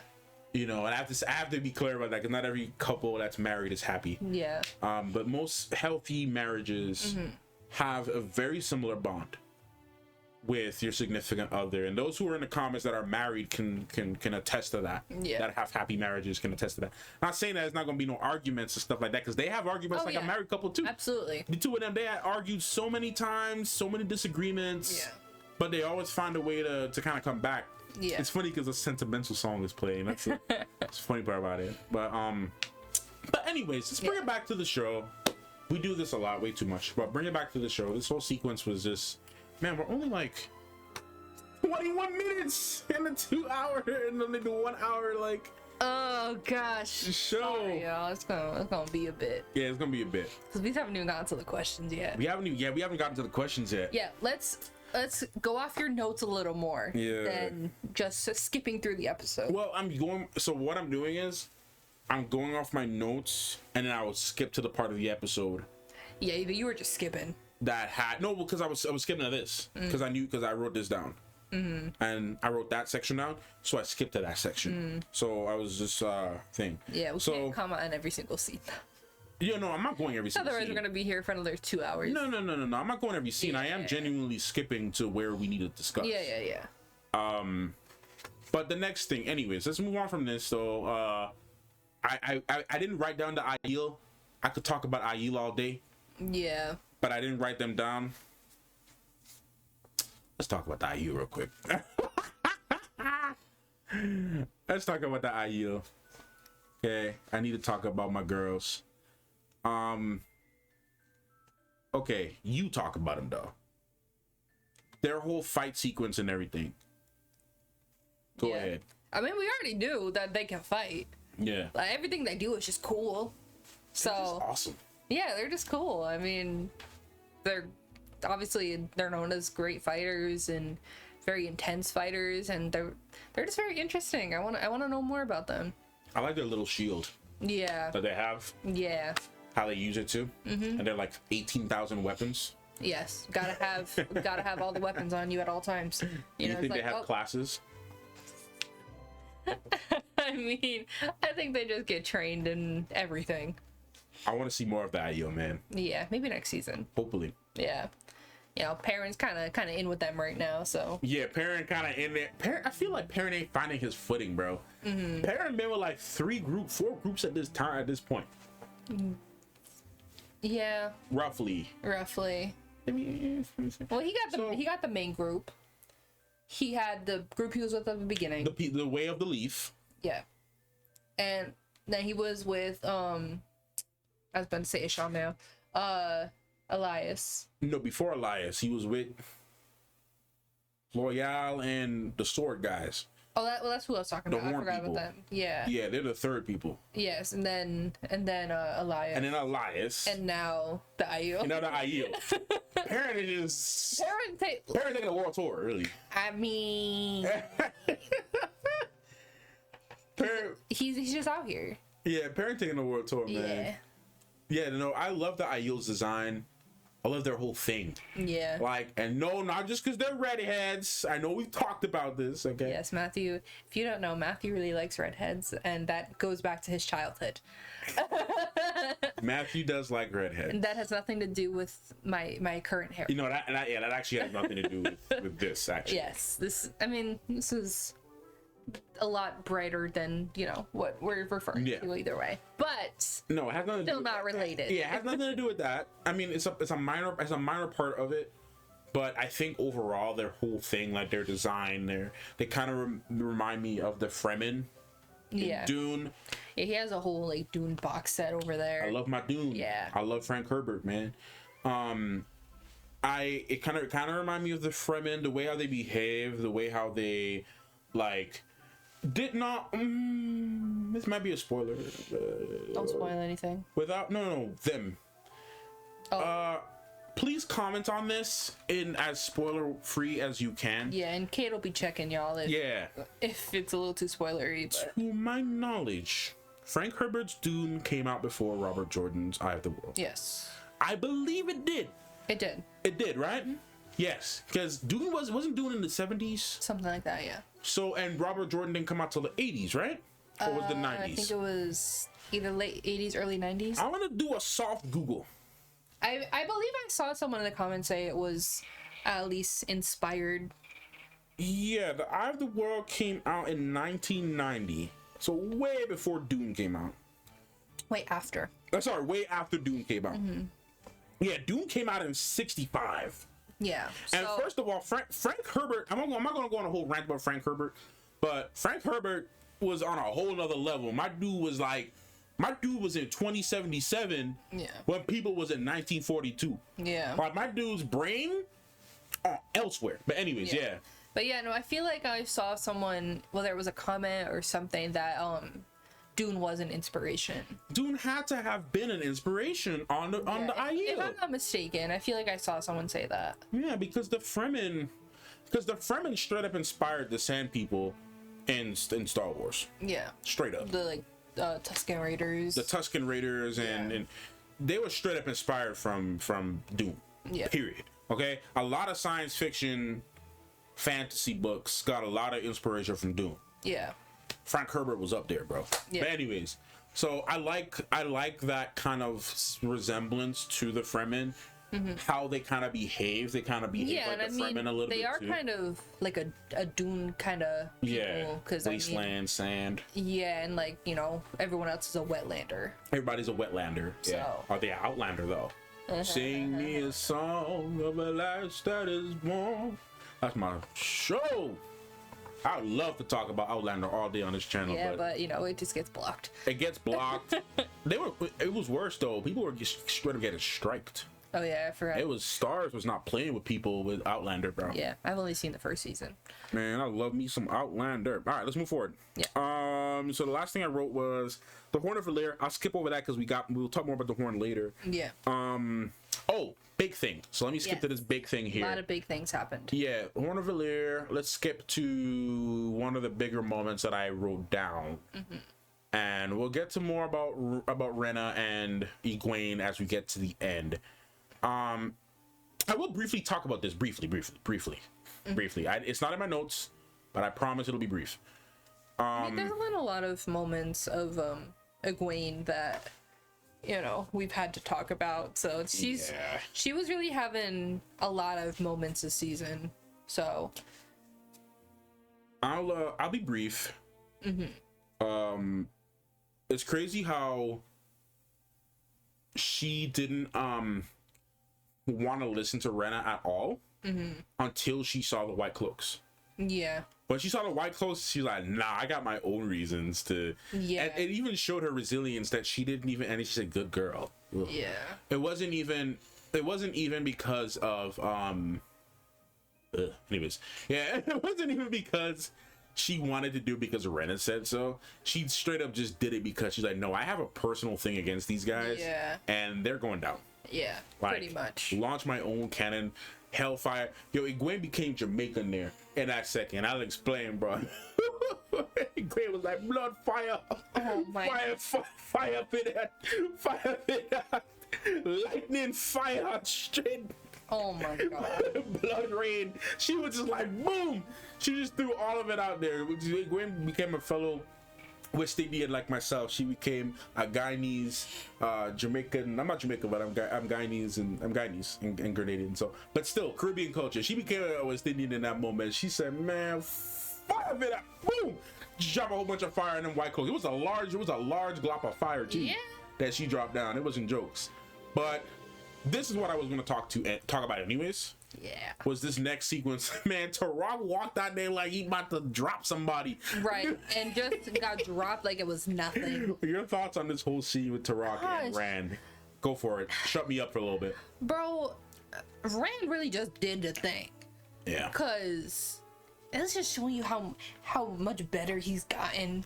Just at least feeling it, you know? Yeah. Because, like, he was scared to use it before. He's not scared anymore. Yeah. He is for certain things, but it's like, you know, I gotta do what I gotta do. So at the same time, it's like, you know, well, you know, they're trying to kill me. I don't got time for you. So. And then, so Rand here, I was trying to get to the scene. Rand, I was like, man, I don't get no sleep because of y'all. Y'all don't get no sleep because of me.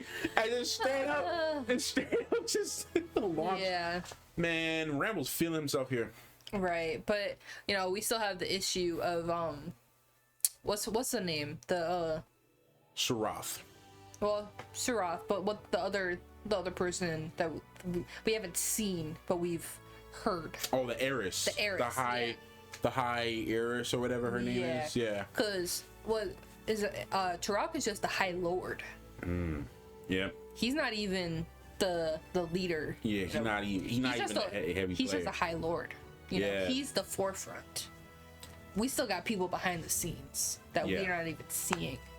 I wanted to see them fight, but also I'm glad the way they did it. Because Rand ain't got no time to play the games with these people. No, he's not proficient with a sword. Tarok clearly is. He said, "Look, bro, you're bringing a knife to a gunfight. Like, we're not." Yeah. I really just don't have time for you. Yeah, he's like Rand became Caribbean too. Man said blood fire and just literally blood fire. Like it looks like it was blood in that thing. I don't know what that was. Did it look like blood? It was kind of red though. Was it just? I think that might the color of the yeah, flame. I'm not 100%. It low-key looked like blood though. I'm not sure. Thought my man was bloodbending and was like, yeah, he's over here like Marie, like Marie, and just straight up like using blood or whatever. Yeah, I don't know, but you made a good point though. Like we saw how comfortable Rand is becoming with the One Power, and how comfortable, and he's embracing the Source now. He's not shy of it, and just that one conversation from Logain, this is already proof of that. He's like, look, the amount of power you have, doesn't matter. It doesn't matter. Yeah, like you can do whatever, and then, you know, against people who can't channel. He literally Mando them with the Will-O-Wisp Wisp or whatever. Yeah. He was like, he yondu them. He really freaking did. And I want to talk about it a little more later. You know, that point you just brought up, but you know, he was struggling against Ishamael in the beginning. So you want to bring that up now or later? We can bring that up later when we get to that, but just as a comparison sake. Man, the trailers made it seem like Turok was about to pop off. Yeah, but you know, like I said, who's the person we should actually be worrying about here? Yeah. So yeah, Turok was not. Turok was, it was clearly evident. Yeah, that Turok was not the guy that we have to worry about. There's many twists and turns. You know. Yeah. A lot of them. Rand had a Giga Chad moment right there, bro. He stepped in there like a Chad, bro. Yeah. He was just like, all right, well, let's get this over with. Yeah. I gotta get past you. So this sequence I did write down. But it's important for what's gonna happen later. In this conversation, we found out that, I believe it was this conversation that we found out that Lanfear, Ishamael, and Luce were best friends. Yeah. Your whole thoughts on that revelation? It was interesting, for sure. I mean, we obviously knew about Lanfear and Luce. That's been very clear the whole time. But the revelation about Ishamael and Luce being very close, it was like, okay, so, you know, what happened, really? You know, and that brings it back to the beginning of the episode, like what happened there, and, you know, all of that stuff. So, yeah, I mean, it makes sense for, you know, the beginning and why he looked so betrayed. Yeah, it further helped expand a lot of the story too. Yeah, definitely. With the Forsaken. Yeah. It shows why they were all kind of like on the similar level. Yeah. As well. So that was just a thing that I wrote down. And then the next thing, I know we keep switching back and forth, but I'm trying not to skip while it's active, because I don't want copyright for it to get claimed. But let's move forward a little bit. I didn't write this down, but we can touch base on it a little bit as we're here.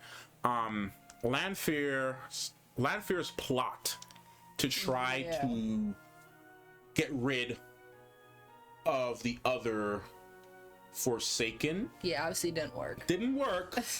But what did you think her intentions were? How did you feel about Lanfear in this moment? When she tried to pull this off. Yeah, I mean, I was still kind of confused at what her goal was here. Is she just trying to eliminate other threats so she can just live her life happily with Rand? Like, what's the purpose? Like, I'm still trying to figure all of this out, because she's a very interesting character. Like, I don't quite know how her brain works. Yeah. You know, but everything she has done so far has been for Rand. So she's always wanted Rand, or, you know, any iteration of the dragon. Yeah. So. Was there an or to this, or? No. Okay, so I do have an or. Was it that she just wants to live out her life with Rand, or was he trying to eliminate other threats so that she could try to run things her way? Because I didn't know if she was going to try to take over. Yeah. Try to take over things or try to run things. I mean, through obviously, Rand, through manipulation. Obviously, Ishamael brought out the other Forsaken because he already thought that was the case. Yeah. So I mean, you're not wrong in that sense. Prevent him from breaking the wheel or breaking the world again, so that she could have her moment. Yeah. To, you know, vibe. Yeah. Like, you know, there's a little brief thing, but I feel like this kind of showed that she really, I think this really cemented that she just was done with Ishamael. Yeah. That she was done with him and she was all Team Rand. Definitely. Obviously, especially by setting up Moiraine and Lan as pawns to be used to help also, to stop Sarath from doing what she had to do. Yeah. So, going on to my next point here. I didn't write this down because we kind of got the revelation about that. I don't feel like we have to touch on that. Yeah, we kind of touched a bit about Matt and the knife a bit. Yeah, so I don't feel like we have to go further. Yeah, we don't have to go further with that. So I did write that down earlier, but it was all relevant. So, so this was a moment that we do need to talk about, though. I'm gonna skip Madden theme. I'm not. I won't make any jokes though. Come on, y'all. Do I need to say any more? I really don't. Anyway. Yeah, I'm moving on. I promise. No more Pattern fans. So that's what we're getting. Because he don't look like that in real life. No. Again, this is not a disrespect on the actor. I want to make that very clear. This had nothing to do with his appearance. Yeah. Outside of the show or anything. It's again, just to clarify, this is just about his character design and his personality in the show. Yes. That's it. So, the scene that I did write down was,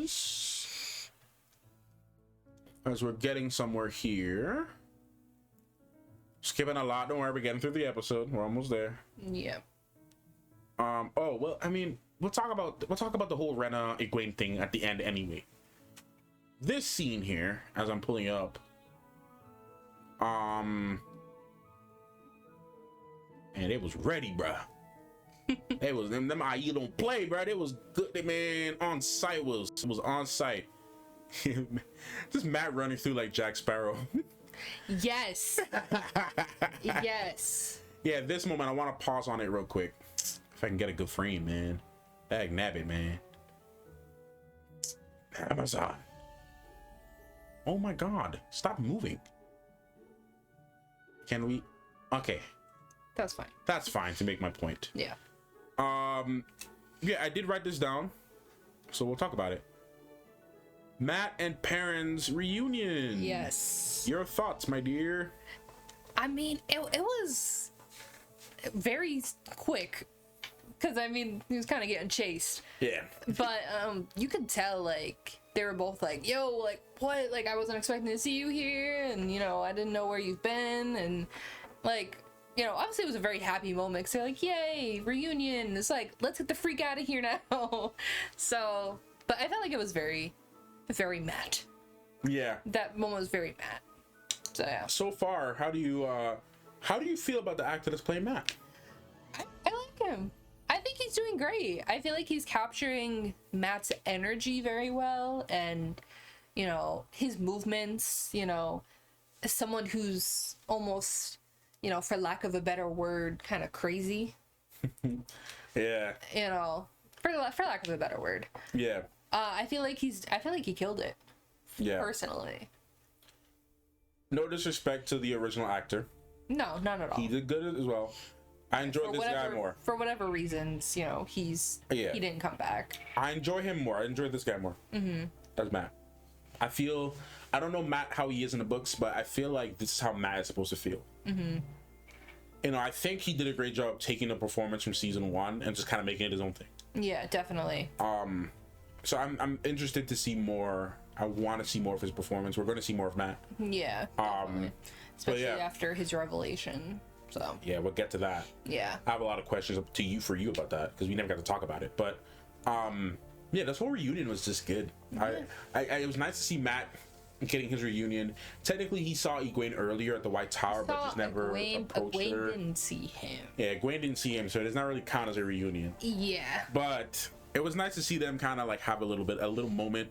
Yeah. In the midst of the chaos. Yeah, definitely. And yeah. And it's like, all right, we'll catch up later, but like, let's just go. Yeah, right. We don't have time for this. I hope your friends can fight, and buddy boy, yes they can. Yeah. So going through my notes, we're getting close to the end now. And my notes. So let's just skip to. Let's talk about this since it's here. We got the revelation. Let me just get to a good scene. I need to get to a good scene here. We got the revelation that Rena, which we kind of suspected, that Rena could channel. Yes. So this doesn't mean that all the Suldam can channel, but it means that Rena could channel. So yeah, unpack all this. Yeah. Let's unpack. I don't think that all the other Suldam can channel. Yeah. I think it's a very her specific thing. Yeah. Because, you know, she was always like, oh, just stupid girl, like, you know, so we can only, that only works on people that can channel. Yeah, she didn't even know. Yeah. So it was just like, how did you sneak under the radar? You know, it was just interesting to kind of see how that, like, and how Egwene figured it out. Yeah. You know, without Rena even realizing. So it just shows like how perceptive Egwene is. Yeah, she said she was able to feel it. Yeah. Way back. Yeah. When they were. And she's like, all right, let me store that in the memory bank. I'm gonna use this later. Yeah. So, yeah. Egwene did what I wanted her to do, which was to go with the flow, like Lord Yupa said in Nausicaa. Go with the flow, and when the time is right, we strike. Yeah. And that is what she inevitably did. She tried different methods, though. She did. You know, she was like, she had a lot of trial and error until she realized, you know, I'm kind of stuck here. And then she's like, all right, let me start gathering some information that could be useful to me later. Yeah. You know, when she kind of had a clearer head. So, yeah, I'm very proud of Egwene for just pushing through until she felt the moment was right. I feel like she did an amazing job there. Yeah, this whole sequence was just so wild because it was like, this was what we wanted for Egwene. We wanted her to come to the realization that, like, nah, man, like, we about to get this revenge. We about to whoop that A. Like, that's what it's about to be. Like. And just the revelation that, you know, I am powerful. Yes. I can do this. You know, I'm not just in Nynaeve's shadow. I am my own person. You know. And yeah, that was a big moment too. Like, I'm not in Nynaeve's shadow. Yeah. Like, I am doing this for myself. Yeah. You know, I am capable of accomplishing and doing this for myself. Yeah, this was her big moment for sure. Definitely. For sure. It was just like, it also shows how cruel the Shanshan were too, because well, it is many things that showed how cruel the Shanshan were. But if you really think about it, it's like, they knew that she could channel. That Rena could channel, but realized she wasn't worth it because her channeling wasn't even all that. Didn't even waste time on her. But it was just kind of crazy. So this whole sequence, we can unpack it. I did write it down, but we can unpack it here. Her realization. Oh no, I wasn't supposed to skip with this thing active. Let me switch. But yeah, her realization here, man. I keep saying Nynaeve, man. Egwene's whole energy, man, in this sequence. Yeah. Even her face alone in this that we're about to pull up in a second. Yeah, that we're about to pull up. Yeah, is completely different to season 1 Egwene. Yeah, this is a different person. You know, for better or worse. You know, she's completely changed. This is a hardened Egwene. Yeah. She's not going to be the same, and they showcased, you know, she's going to be a lot harder with people. She's not going to be as trusting. She ain't going to take nothing from nobody. Yeah. Yeah, she's gonna be very different coming out of this, and that's why I'm so intrigued, and I'm waiting for season 3 because it's gonna be insane seeing everyone coming out of this. A lot of people went through stuff, but Egwene definitely went through it the hardest. Yeah, she went through the most. I know them cornrows hurt, bruh. That's a side part, but yeah, Egwene definitely, like, being captured as a slave, like, that's never a good situation. And being, you know, dehumanized, dewomanized, like, take away her womanhood, take away her adulthood, take away her personhood, like, just remove all sense of free will and freedom, and all sense of identity was stripped away from her. And to see her take her power back here, to see her, you know, she said, I says what I says, like, I'm gonna take out my vengeance on you, like, you will die by my hand. Her word she wasn't playing. Was her word. And I don't know, like, what was going through your mind when you saw this? Did you think that Egwene, did you think that she was going to give in at all? No. Not at all. Because she did have, like, kind of a look of, like, you know, like, she was feeling the pain.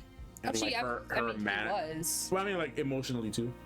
Like, it looked like emotionally she was feeling the pain. You know, she's been in that situation of feeling the pain that comes from that, and in a slightly different way.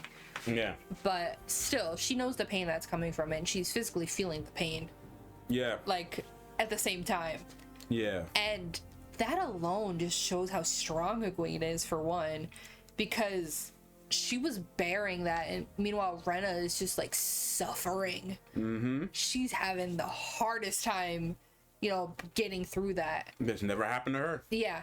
And meanwhile Egwene's just like, nope, I'm just gonna grin and bear it, because this is more important. I told you that you would die, so if you don't give in, then I guess I'm dying too. Yeah, we both. Even look, bruh, if you go down, if I go down, you go down. Yeah, she was not giving in. This was this freaking this shot. This is a different Egwene entirely. She is terrifying. I'm gonna pull it up. Yeah. I'm gonna pull it up real quick. Yeah, she is absolutely terrifying. Yep. This is someone you do not mess with. Yep. This is someone who will put fear into people's hearts. Her story next season is gonna be... It's gonna be a recovery process, but also there's gonna be a lot of anger coming from her, a lot of hurt. You know, there's just gonna be a lot for her to unpack. Because Egwene's gonna have to learn how to love again. Yeah. Yeah, definitely. She's gonna have to learn how to love again. She's gonna have to learn how to trust. Yeah. And obviously, people aren't gonna want, like, she's not gonna want people near her. No. She's not gonna want people, like, you know, obviously she saw Rand later and she, you know, was okay with him, like, but at that moment she was just so, like, weakened. Yeah, and there's also adrenaline and just, like, and she's always been a little soft for Rand. Like, she has a lot of love for him, and, you know, just kind of seeing him in that moment was just like, it's like after you have a really hard day, and you come home and there's, you know, someone there that has, like, their arms open for you, you're just gonna fall into it. You know, it was kind of that same kind of thing. Rand is like that comfort for her. Yeah. So, you know, but we'll go back to that later. Yeah, I mean, this is pretty much the whole scene where that happens. Yeah. Because shortly after that, you know, she died, or Rena died, and then Rand walked up to her. This was the moment when Rand walked up. Yeah, you know, a little after, but yeah. Yeah. Here she is trying to process. Trying to line on a good shot. I'll have to just settle for this. Here she is trying to, you know, Rand sees this, and she's trying to process, and she allows Rand to kind of explain himself a little. Yeah, she was definitely like processing all of this, and trying to, it almost looked like she was kind of separate dreams from reality when she saw Rand. Yeah. Because she's like, is this real? Is this really happening? Like, is this one of the dreams I'm having again? Did I really do that? Yeah. Like, there's a lot of emotions. She's never killed somebody. Nope. From what I remember, she hasn't done that. Yeah, she's never done that. That's, in terms of fantasy shows, I'm not talking about real life, but someone who's been as caring as Egwene has been, that's going to weigh on you. That's going to be very intense. No matter what someone has done to you, and you promising that, this person, I'm going to kill you, and then you actually do it. There's a lot to think about. There's a lot of things to go through in your mind. Like, am I a good person? Should I have let her go? Should I have done something differently? Like, there's a lot of things that will go through her mind, and she's just really processing all of that. And then Rand coming in right after is like, is any of this even real? Did any of this actually happen? Did I actually get my freedom? Yeah, like, am I safe? Right. Like, what is happening here? And it's like, she looks just confused and drained. She just looks drained. Drained, confused, sad. Yeah. Like. Yeah. She just doesn't look. Yeah. Well. Yeah. Happy. Yeah. Obviously she's not going to be in the situation here. Not for a long time. Yeah. It's sad to say, but it's the truth. Yeah, definitely. We're really getting down to the end here. Yeah. So Ishamael walks up. Yeah. And they still, or they not still, they shielded him. They shield Rand. Yes. From the source, and that shot of Sarath. That was the problems that was giving me copyright issues. So I have to be careful. This whole sequence too, like, well, I'm not gonna address this now. Yeah. We'll talk about the horn later. The horn of Valyr. We'll talk about that in a little bit. Yeah, that's not happening just yet. Let's move forward. Skip this arrow sequence. Yeah, we already kind of touched on that too. Because this is next. Is this next? Yes. This is next. What a lovely shot of Chilvalda here. Is he dead? Did we get him? I mean, the wolf kind of thinged him. I mean, did we get him? Is he gone for good? Like, are we not gonna see him again? He might not be. This man got like 9 lives, bro. No, he's like a cat. He like a cat, bro. But yeah, no, this whole sequence with Chilvalda, man. Yeah. Man. Yeah, there was just so much anger on both sides. Yeah, this man is scarred, bro. They done scarred my man. Yeah. Dude can't look at a wolf. Is there any wolves here? Yeah, seriously. Dude be surveying the area before he enter. He be sending scouts ahead to make sure there ain't no wolves. Right. Okay, y'all just go ahead and make sure ain't no wolves in this. Yeah. You're not finna camp here if there's wolves, because I ain't doing that again. Yeah. That man literally he's scarred. He's not scarred. He's like protect me. And it didn't protect him. Man in a sling out here in these streets fighting. He should have known. Yeah. But yeah, man, this whole sequence really woke, because this was something that Perrin had to get off his chest to get some revenge in a way on Chilvalda for what happened. And then they done took out my man, bro. That messed me up, bro. Yeah. And then let me switch over. So this was the moment, man, that everything changed for Perrin. Everything changed for Perrin, man. Yeah. Man, Perrin, go ahead, take it away with Perrin. Man. Yeah, that was very intense, because after that, like, he was just seeing red. Like, Perrin's never reacted like that necessarily. One time. When?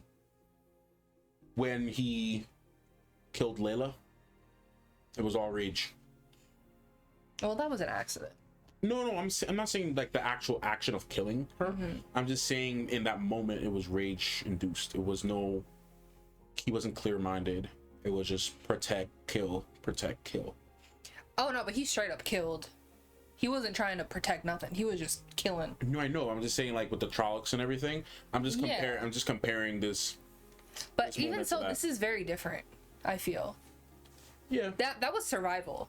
I guess, but yeah, I mean, this is rage. Yeah, I mean, he's fuming. I mean, he first experienced his rage. I mean, they made that a point though. He first experienced his rage in that moment with the Trollocs.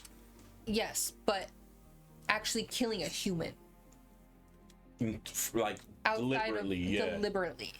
Yeah, no, you're correct. Yeah, you know, that's different. This is a different thing completely. Yeah. So it was very intense. You know, he's never reacted in that sense.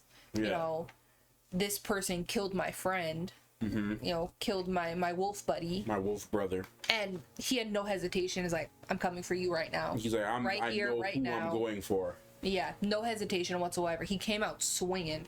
Yeah, he done took out his buddy, bro. Yeah, so that was a different side of Perrin. You know, maybe more of the wolf side. Yeah, I mean, Ishamael said he's becoming more wolf than man. Yeah. You know, wolves don't use discretion. Yeah. If you're harming me or my pack, it's over for you. Yeah, exactly. Like, there ain't no discretion being used. It's on site every day, all day. Yeah, so that was that. Yeah. Let's go ahead and get more towards the end. Okay, this is the moment. This was the moment we were both confused, and I still am. Let me get it paused on a good frame. All right, that's a good frame to pause on. We were both confused here. Yeah, what was happening, and you know, all of that. Just go through what you thinking, how you feeling. Like, it seemed like he was slowing down time. For one, it looked like time was slowed. And then, you know, everyone was coming out the woodwork, like all these, you know, like dead people and warriors, and it's like, oh, I've known you, and it's like, what is actually happening here? It's like, you know, what is that, Heroes of the Horn? Yeah, I can summon the Heroes of the Horn. Yeah, it was like, what the hell? Right. It's like, and then Matt's like, oh, I remember, and it's like, there's like some deep-seated history there, and it was just crazy to like unpack that. Yeah, because I thought that only Rand can blow this horn. It seems that Matt could also. They never said that Rand was the only one who could blow the horn. True, they didn't know what it could do. They said that it would help them to win. Yeah, because I remember Perrin kept saying, like, we need to get this up to Matt. We need to get this up to Rand. Yeah, but that's the thing. They don't know exactly what happened, so they just assume this needs to go to Rand. Yeah, I still don't quite know what this means for Matt. Yeah. We knew that he was one of the Heroes of the Horn, but we don't know, like, what that means exactly. Yeah. Like, was he just a fallen soldier that every time he dies, he just reincarnated? Yeah, he gets added to this list of heroes. Yeah. You know, like, what does this mean? Like, is he the leader of the Heroes of the Horn? Because the one guy said, I fought by your side many times. Yeah. You know, what does this mean for Matt exactly? Yeah. And how does this connect to his, you know, the blade and everything? Like, what does this mean? And Matt was also speaking a language that we didn't know he could speak, but obviously he remembered something from his past that allowed him to speak this language. So what do you have any idea, any thoughts or predictions concerning this? I definitely think it's. I'm sorry, you sure you don't need any sip of water? Okay. I'm having my coffee still. Okay. Yeah. There's definitely some kind of, you know, reincarnation thing, or there's something that is connecting him to this horn and to those soldiers. And what it is, I'm not quite sure, because there was some people that we've seen that Matt hasn't, like the one guy, the what's his name? Uno, yeah. Yeah. Uno hasn't met Matt. Yeah, he hasn't met Matt. You know, they're all, you know, heroes of the Horn. Yeah, some of them know him, some don't. Were they all just, you know, showing up in their last, like, known appearance? I don't know, man. I have so many questions about that. Or is that, you know, something like it's judged based on, you know, their hearts, or, you know, who is a true hero and what decides that? You know, there's many questions I have about this that, you know, we weren't fully getting answers to. Yeah. So it was a nice hype moment to see. Yeah. You know? It's very confusing what all this means. Yeah. So I don't know. Because, you know, he spoke and it seemed like if time was being slowed. Mm-hmm.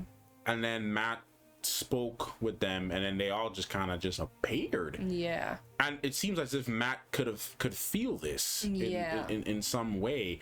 Now, I want to know, can Matt summon these guys on command even without the horn? Yeah. Or is it like only he can really use the horn? You know, can he really use is he the only one that is capable of using the horn? Right.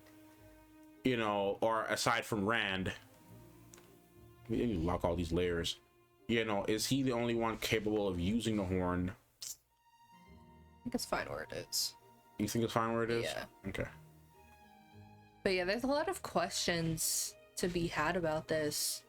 How exactly it works. Is Matt the only one that can use this? If Rand uses it, is it in a different way? Yeah. Like, you know, is it through a connection thing? You know, it's very confusing. Yeah, because if Rand used this, would the outcome be the same? Yeah, would the previous dragon show up? You know, we really don't know. That's a good point you bring it up. Would Luz Theron show up? Yeah, like. Would Luz show up? Yeah. We got to go to bonus content later. Yeah. That'll be another video. Yeah, bonus content will be reaction stuff on Patreon as well. Yeah, that'll be a thing.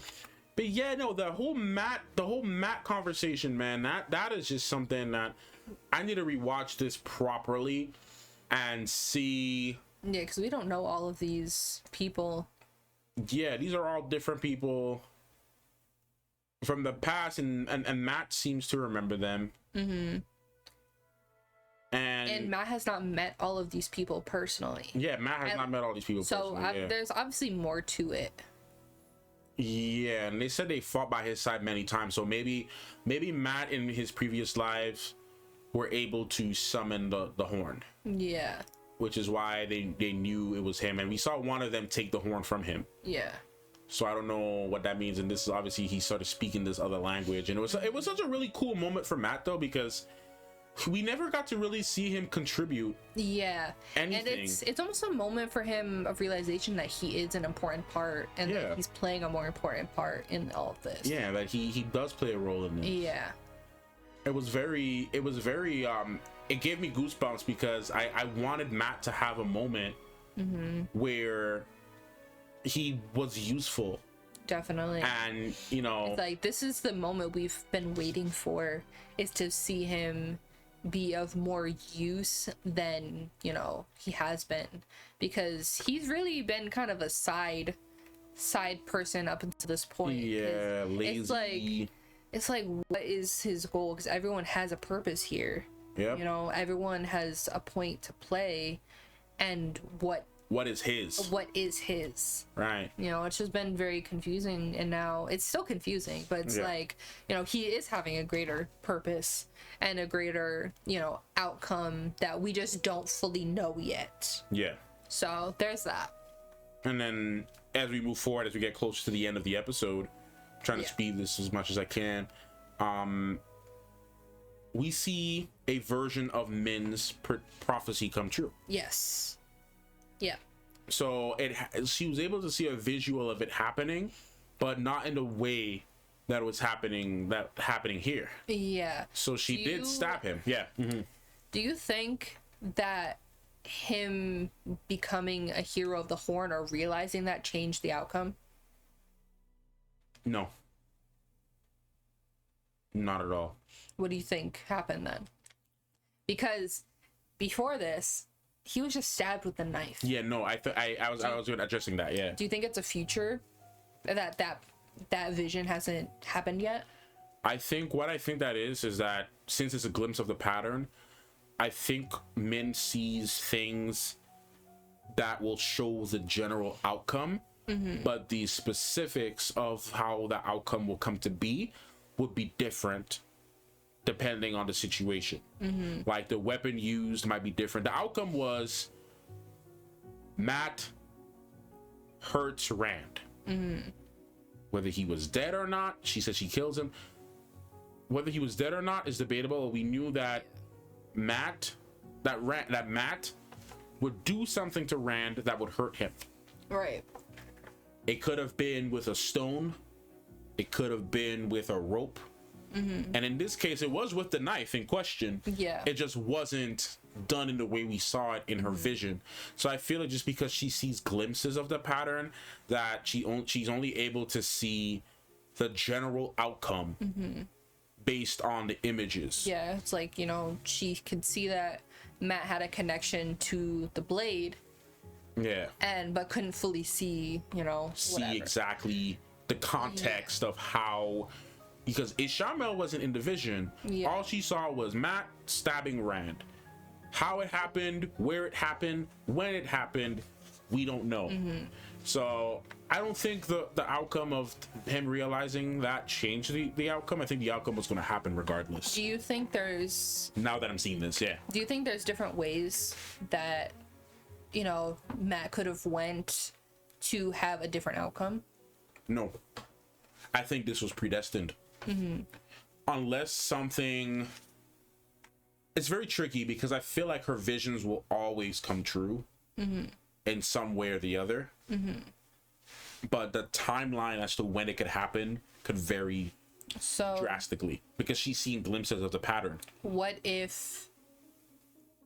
I'm not saying this is, you know, what I think or anything. Yeah, just to be clear. Yeah.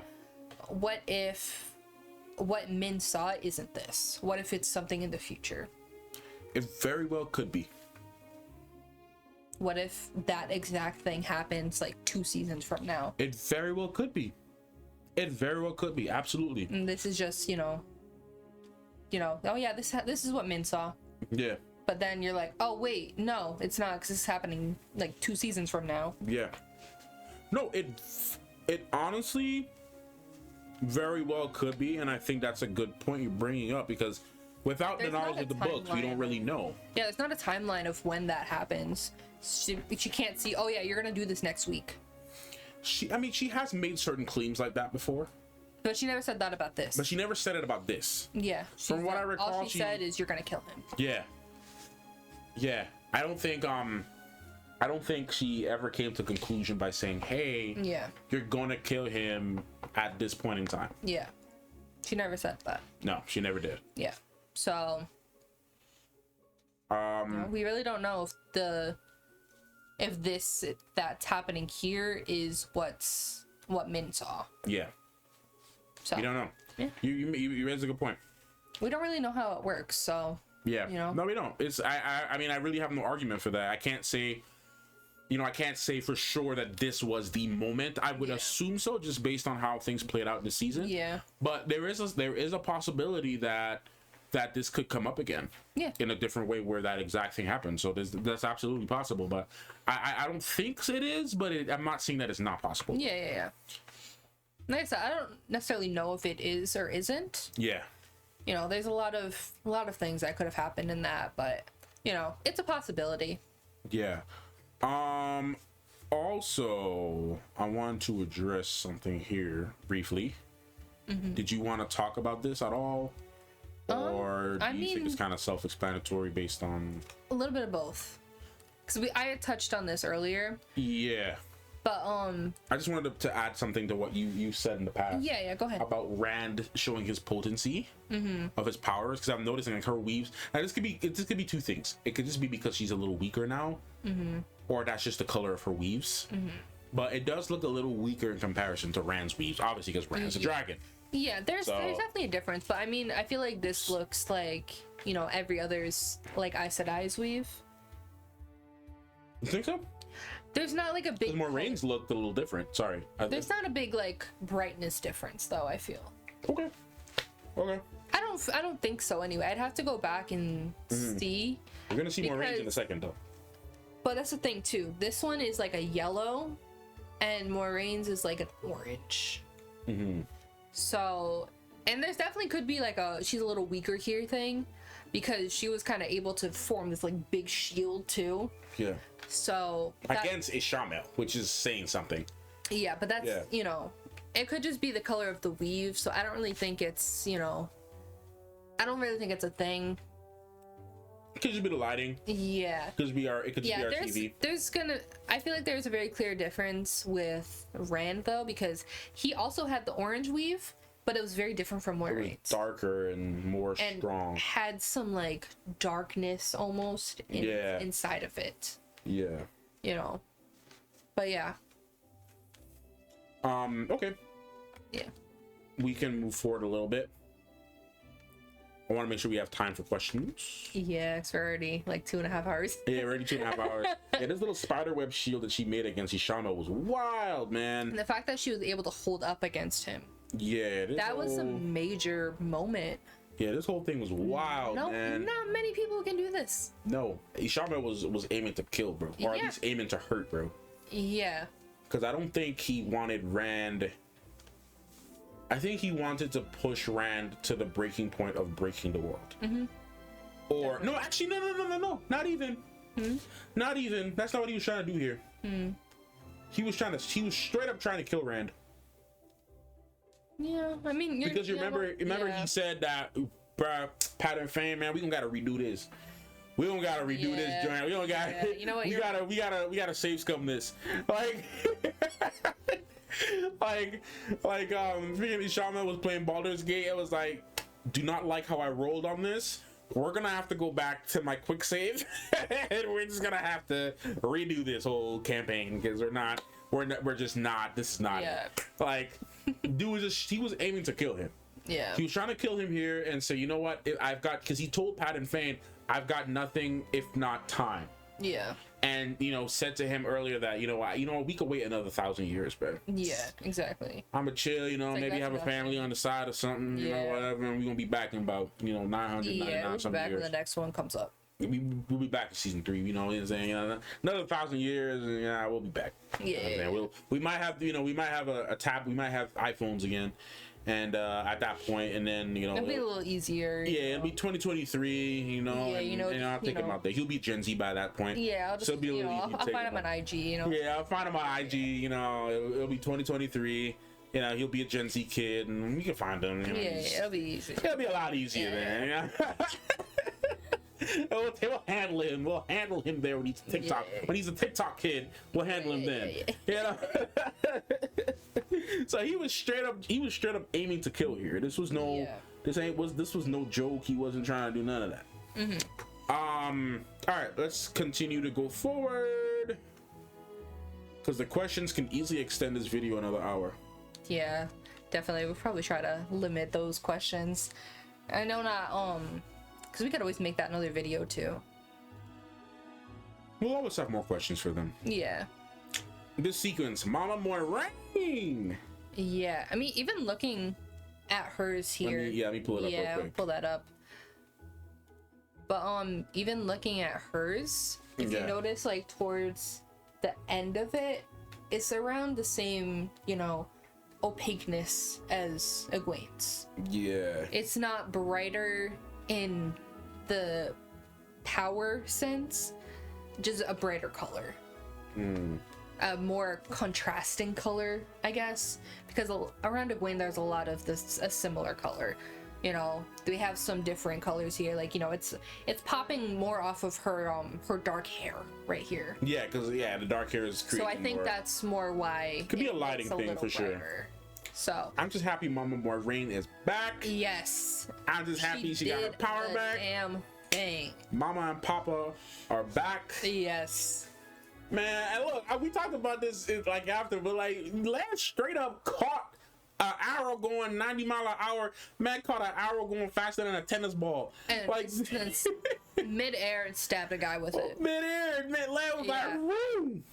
Yeah. Lad is freaking Legolas who? Like, what's going on? Like, no, for real. For real. Legolas ain't got nothing on my man's land, bro. Lad was out here just like, Legolas who, man? Like, Legolas, you gotta let go, because we not about to know. Yes, that was a pun on his name. Let go, Las, you know? Get it? Let go, Las. Okay, anyways. Lan probably make him legless. Lan would make him legless. He's so silly, man. Why are we silly? Oh gosh. Sorry. Yeah, no, bad puns. It's okay. Bad pun. We are corny people. We embrace it. We're proud of who we are. Be proud of who you are. I'm proud of my corniness. Are you? All right, but yeah, no, Lan was just cleaning the house, teaching these fools what, you know, putting the fair light in these fools. Like nothing. Man, Moiraine was on a mission. I'm hungry. Yeah, we haven't eaten yet. We have not eaten a single thing. Yeah, it's like 1 o'clock. So I am actually starving. Anyways. Yeah, it's okay. We'll have to get food after this. Yeah, we have important things to talk about. Yes. Hunger can wait. Hunger can always wait. Hunger can wait. For Wheel of Time. For Wheel of Time. You know, I just wanted to see what that was. Nothing serious. Okay, yeah. Yeah, man, Moiraine was going off. This reminded me of like the premiere of season 1 of Moiraine and Lan was having. Like, we needed another Moiraine and Lan moment. So the last time we had them do this kind of thing together was literally season 1. Yeah. With the Trollocs. Yeah, we haven't had a moment like this, like, you know, as in this scale. At this. Yeah. And I love that. Again, I just really love the implementation of using the different color weaves, because in season 1 it was just all white weaves. Yeah, I feel like it makes it better, and you can kind of see what kind of weave they're using now. You know, obviously this is like a fire. Yeah, it seems like a fire weave. Yeah, you know, some look more like air. And, you know, earth. And yeah, like the one that Nynaeve, I keep saying Nynaeve. I keep getting Nynaeve and Egwene confused sometimes. The one that Egwene was using seemed to be more like a earth kind of thing, or maybe air, I couldn't tell. Yeah. It kind of had like a greenish, kind of earthy, chalky tint to it. Yeah, I feel like it feel like it was kind of an earth. I mean, it didn't, but it's okay. It was more like a tan. But that's kind of what I mean. When I say earthy, I'm talking about it kind of looked like the stones around her. Okay, I see what you. That's what I mean by the chalky tan kind of look. Yeah, like I see what was like kind of like a beige kind of stone look. Yeah. Like a clay. Yeah. So that's why I say that's why I say it was earth, but I could be wrong. When I hear earthy though, I hear like green. Yeah. Green and like dark browns. And you could be right, but I was just kind of thinking more along. Yeah, I see what you mean.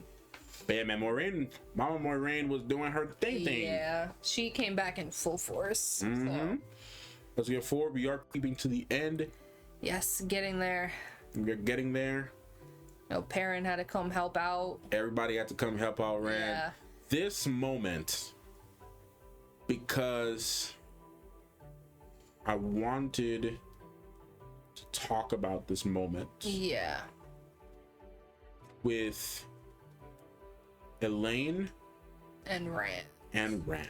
Yeah, because it seems as though there's obviously some sort of connection.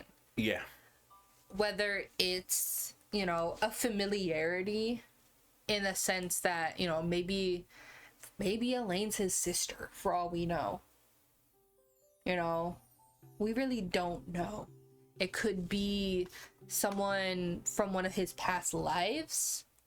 It could be, I don't know, it could be a bunch of different things. You know, it could have been a past lover, a past sibling. It could have been, you know, his mother in another life. You know, there's in another life. You know what? I can't even argue. Souls are souls. Yeah. Yeah. I mean, Matt recognized all of them people. So. Yeah. I mean, there's there's many things that, you know, this connection could be, and I just want to know what it is. I know it's irking me, and I know people know the answer, but I don't want to. I don't want people to tell me, but I want to know.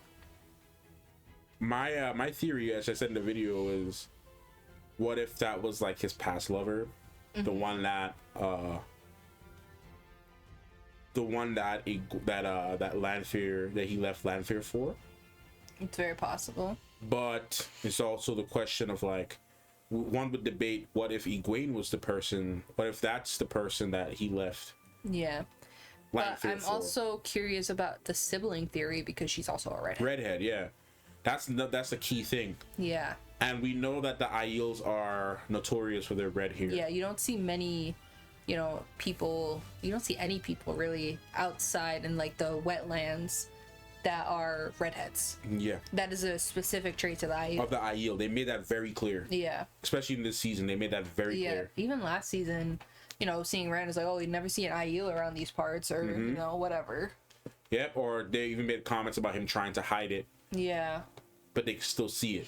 Yeah. So my thing is with that is I like, okay, how did this work? Like, was she, you know, it's very, because there's been a lot of fiction stories where, like fantasy stories, where they have had royalty that was adopted.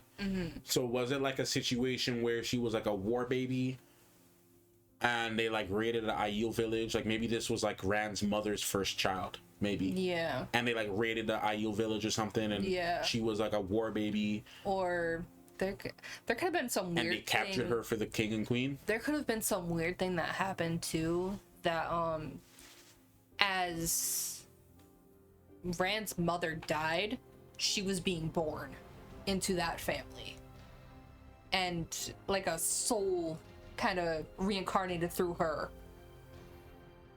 Could be. It could be something weird like that. We've really. But with the red hair too. That's why I'm saying it could be a weird thing. You know, we don't know. Man, yeah, I mean, you know what? Weird things have happened. It's a theory. I don't know any better to tell you no. So you could be right about that. Yeah. But it could definitely be, I don't know, man. I have a feeling could be like an older sibling that, you know, the Aiel in that fight or whatever, you know. Rand's mom. Yeah, there's a lot of things. Or they could be a father too.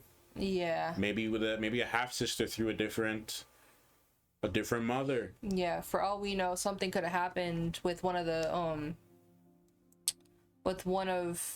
the people in like a camp or something. Yeah. Something unpleasant that we're not going to discuss. Yeah. No, for real. No, that definitely could have been a thing. You know? For sure.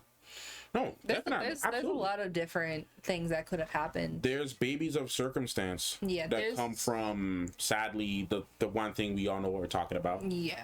Through aggression. It could have been just a war baby. Like we're saying, maybe Rand's birth mother had a child before, and you know, maybe they raided a village and she lost her child because of that. Or maybe, you know, Rand's birth father, you know, the common denominator between them, maybe Rand's birth father, similar thing. Maybe he just was with, you know, because we know the Aiel be getting down, bro. We know the Aiel be getting down.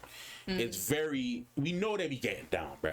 Because if they're anything like the Fremen, and if they're anything like Vikings, we know they be getting down, okay? And like we heard how they was talking about, they was already ready to gobble up my man Perrin. All right, both of them wanted my boy. You know what I'm saying? Even Avianda wanted my boy. All three of them wanted my boy. All right, so we know how they get down. So it's very possible that Rand's birth father could have had another baby with some other lady. It could have literally been like a secret affair. It could have been a secret affair too. Absolutely. Yeah. It could have been like, okay, maybe she had a baby with somebody or whatever, and she didn't want the baby. Yeah. And she did a biblical and put the baby in the basket and put it in the river. Yeah. And then it ended up on the princess's doorstep. Yeah. Or and, you know, secret affair with her mother. Yeah, absolutely. Maybe mom was like, man, freak this guy, man. I don't like this dude. But here comes, you know, Rand's dad. You know, if he had Rand's charm and charisma, you already know it's over. And he And he already knows. He's already know how to work. And point being, there's some sort of connection. Yeah. You know, we don't know exactly. We don't know how. Yeah. I want to know, but don't tell us. I'm talking about it because I'm trying to really explore the options here. Yeah. Because there's so many sub options from just looking at a dad and a mom and a secret love affair and a war baby. There could be like a whole 3-hour-long conversation about just about these two. Yeah. About this, but for sure. There's only so far we can theorize. Yeah, we'll have to keep it to time. Yeah. But I don't know, past lover, but either way they have a connection in their past. Yes. Yeah.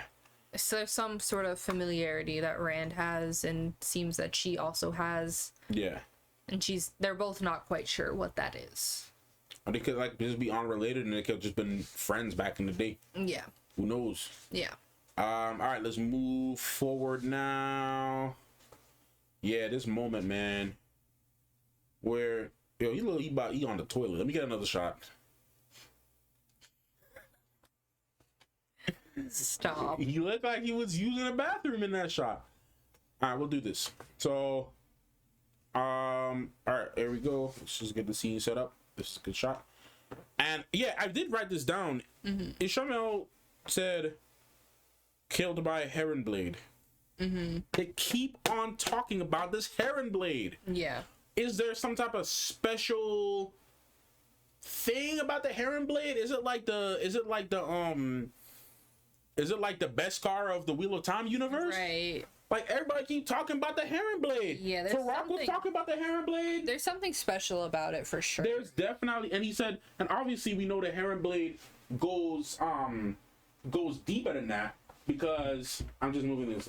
We know it goes deeper than that because Turok was saying, to be, I wonder what it'd be like to face, a heron blade on this side. And it seemed like Turok also had his own heron blade. Yeah. So what's this? Is this a company named Heron and Company, Heron and Son?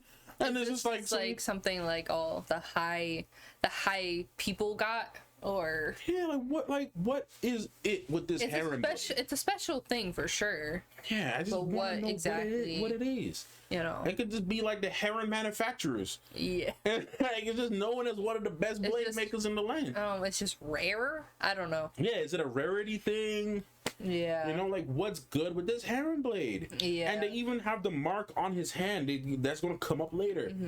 The mark on his hand from using the blade. Yeah. They showed it for a reason. Yeah. Obviously, this was his adoptive father, his surrogate father's blade. Yeah. And we know he fought with other people that had them. So is it like? And did Turok even have a heron blade, or was he just talking about, or maybe he was just maybe referencing the fact that he fought people who had heron blades in the past? Yeah.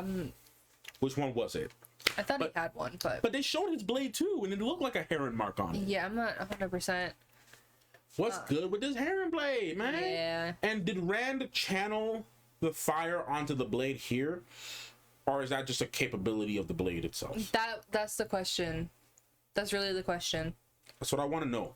Yeah, because we haven't seen someone who can channel use the heron blade, so we didn't know how exactly that works. Yeah, I'm gonna play the scene back here, but not for you guys. I want to just see what really happens here. So yeah, Rand starts the channel. Ishamael is like, "What the freak?" Okay, no, we answered our question. He channels into the blade. Yeah. Okay. Okay, that's our answer. Okay. Well, there we go. There we go. Yeah, he channels his fire, his flame into the blade itself. Yeah. And there you go. Yeah. There's like Mr. Portocalis says, there you go. That's it. That's our answer. And we're gonna. Rand is Greek. Rand is Greek. I would tell you 5 reasons why Rand is Greek. Give me any man, and I'll tell you why that man is Greek. The guy could be from Kenya, and he gonna tell him that Kenyan guy is Greek somehow, or why that guy is Greek. Oh, Mr. Portocalis, love that character. Yeah. Anyway. Moving forward, yeah. Mm-hmm. Let's move forward a little bit here. Yeah, that's see, they showed the heron mark on his hand, man. Yeah. That's gonna mean something. What does it mean? I don't know. They've made it a fine point to show the Heron Mark blade ever since season 1. Do you think we're going to see Ishamael again in the near future? I think he's dead. I think he knew that he was going to die, or had the possibility that he was going to die, because he released the others. So I think that he wasn't sure if he was gonna die, but I feel like he kind of was like, it could happen, it could not happen, but I'm gonna protect myself if it does. You know, Lanfear won't win this round. You know. Yeah. Do you think that because Rand asked, "What do you see?" and he says nothing. Yeah. So was that a telltale sign to say, like, you know what, I don't even see a possible future for myself anymore? Like, this is really it. It's possible. I mean, he literally like disintegrated. Yeah. Well, you know what? He got Thanos snap. Yeah. Yeah, that's true. So I think he's just actually dead. He might be gone. Yeah. Yeah. Okay. Because last time, I mean, they just trapped him. Yeah, that's true. So, you know, I don't... Because Luce didn't want to give him the satisfaction of killing him at that moment. Yeah. Yeah, he got Thanos snap. Yeah, so I think he's actually, like, dead. Yeah, he got Thanos snap, and that was it for my guy. All right, let's move forward now to... Yeah, it's like really the last big thing. Yeah, the last big thing. No. The moment that he is announced. He proclaims himself. And, for the Aiel too, which we already knew. Yeah, we already knew. But, you know, it's a nice shot, though. The person that they were looking for is Rand. Yeah, the leader of... the person who's supposed to lead them or whatever. Yeah. Do you think the Aiel are in shambles right now? Do you think they have any proper leadership? Do you think they're just smaller factions or people that's just kind of roaming around doing their own thing, looking for someone to come back and bring order to their society? You know, I'm not sure. I'm really not sure because we don't have much information about them. Yeah. We don't really know how they operate. So why they were looking for him and, you know, all of that is very unclear. Yeah, it could have been like, because she was journeying to look for him. Yeah. It could have easily just been like, we're looking for our leader to help bring balance to our community. Because we don't know how many of them are left, really. Yeah. It could be a whole tribe of them left, or just they could be very fickle because they were in a straight up war with, you know, this other group. I keep forgetting their name, but they were in a straight up war before, and we don't know how many of them are left. Exactly. So this was the moment, because after this we'll get to questions. We'll try to see how many of those you can get through. Yeah, I'll probably try not to spend another hour. Yeah. But yeah, this was the moment, man, where y'all get the idea. But this is the moment where Moiraine, you know, let everybody know that the dragon reborn is here. Yes. And it's also very important in this shot too that everyone else is around him. Yeah. You know, he is the dragon, but they're also all playing a different part of this. Yeah, they're all helping him out in different ways. I said this the whole time, is that they're all like points on a star, and Rand is the star. You know? Yeah, I don't think that they're part... I'll make it clear, though. I don't think that they're all part of the dragon, though. No, okay. I don't think they're part of the dragon. I think it's very clear that Rand is just a singular dragon. That's not what I'm saying. Okay, what are you saying? Rand is the star, right? Uh-huh. But they all make up a certain part. But that's kind of like saying they're all part of the dragon, I'm not saying that they're a part of the dragon. You didn't let me finish. But your analogy's kind of hinting that, though. You didn't let me finish. All right, please finish. Let me know. So, there's parts of a star, right? Like, you know, they all have their effect, but they're not the star. You know? They're like... Let me make a different analogy. Rand's like the lead singer. Okay. Rand is the lead singer. He's the main person. But he has people that help. Yeah. You know? Yeah. But they all play an important role. Yeah. But he's the main. Yeah.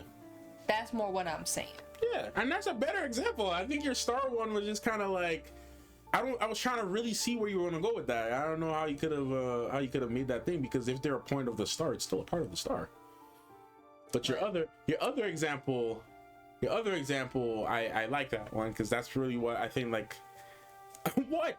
Okay, y'all let me know if I'm tripping, bro. I really don't think I'm tripping here. I might have not explained it properly, but it's okay. You get the point. I get your point now. Yeah. The star thing, to me, just kind of to Matthew V. Haynes, to me, felt as though it was just trying to say that it will come across as that, because each point of a star is still part of the star. But I get what you mean. I get what you're trying to say. The band is the lead singer and the leader of the band is great on their own, but for the band to be a band, you can't make music as a band without its other members. Well, is that what you're trying to say? Well, here's my star analogy. Oh boy. Okay. Let's hear it. You can't make up a star without all the points. But listen. If one of them is missing, Rand's not complete. But it don't matter though. Rand is complete. Rand don't need them really. But it helps. They help him. It's great to have the help. Yeah. A star, you can still see that it's a star without, one of the points. I mean, a star don't even have any points if you want to get technical. Does it not have a point? Stars do not have points. What do you mean they don't have a point? Stars don't have a point. Stars don't have a point. You're thinking about a different type of star. No, I'm talking about actual stars in the sky. I'm not talking about stars in the sky. This planet is a star. I'm not talking about stars. Suns are stars. I'm talking about this star. I know you're talking about. Can't see. I know you're talking about the drawings. I know. That star. I'm messing with you. I know. I know what star you're talking about. I'm just saying. I'm saying that like an actual star. Okay, but I'm not talking about that star. You know what star I'm talking about. I know. I'm just messing with you. I'm harassing you. Payback for me harassing you through all these. Yes, I'm just pulling your tails. But the analogy is debatable. It's fine. No. Hear me out. What I'm saying. Hear me out. The analogy I feel can be debated, but we are on the same page about Rand. We're on the same page about Rand. Yeah. I believe we are on the same page about Rand. Rand is the dragon. He is the lead. Yeah, we're on the same page. The analogy is up for debate. Y'all let us know in the chat if you think it's a good analogy or not. I'll leave that up to y'all. Anyway. I think we're on the same page though. Yeah. But this is like the end. Yeah. Well, besides the last little bit. That's pretty much it. Except for, no. Yeah, we can't skip over it. Yeah. No, this is important. Yeah, man. What was her name? Moghedien. Or Moghedien or Moghedien. I think it was Moghedien. Yeah. Yeah. So. She's horrifying. Man. She. Softly from the shadows or something that she was saying, or gently from the shadows. Yeah, she's horrifying. She almost looks like a spider lady. Because look at how she's like, I'll pull this up in a sec, but she's almost like, it's almost like very intricate, little weaves and it's very eerie. You know what she looked like, low-key? Let me pull it up. You can keep talking. Yeah, pull her up. Don't look at the screen so I can surprise you. No, she's very eerie though, like just because she's very soft-spoken. Yeah, man. I feel like that's what makes someone really scary too. Yeah. It's just a very and the fact that she's doing like these little tiny weaves and like whispering in the darkness and just I don't know. She's gonna be a problem. She might be like for lack of a better word, the leader of You think so? Why else would she be the only one approaching Lanfear? She might have. Well, she got a personal thing with Lanfear though. But Ishamael might have dubbed her like, I'm leaving this to you. Maybe. It's very possible. I mean, I feel like if she wasn't gonna be like super important for the next season, they wouldn't have put her there.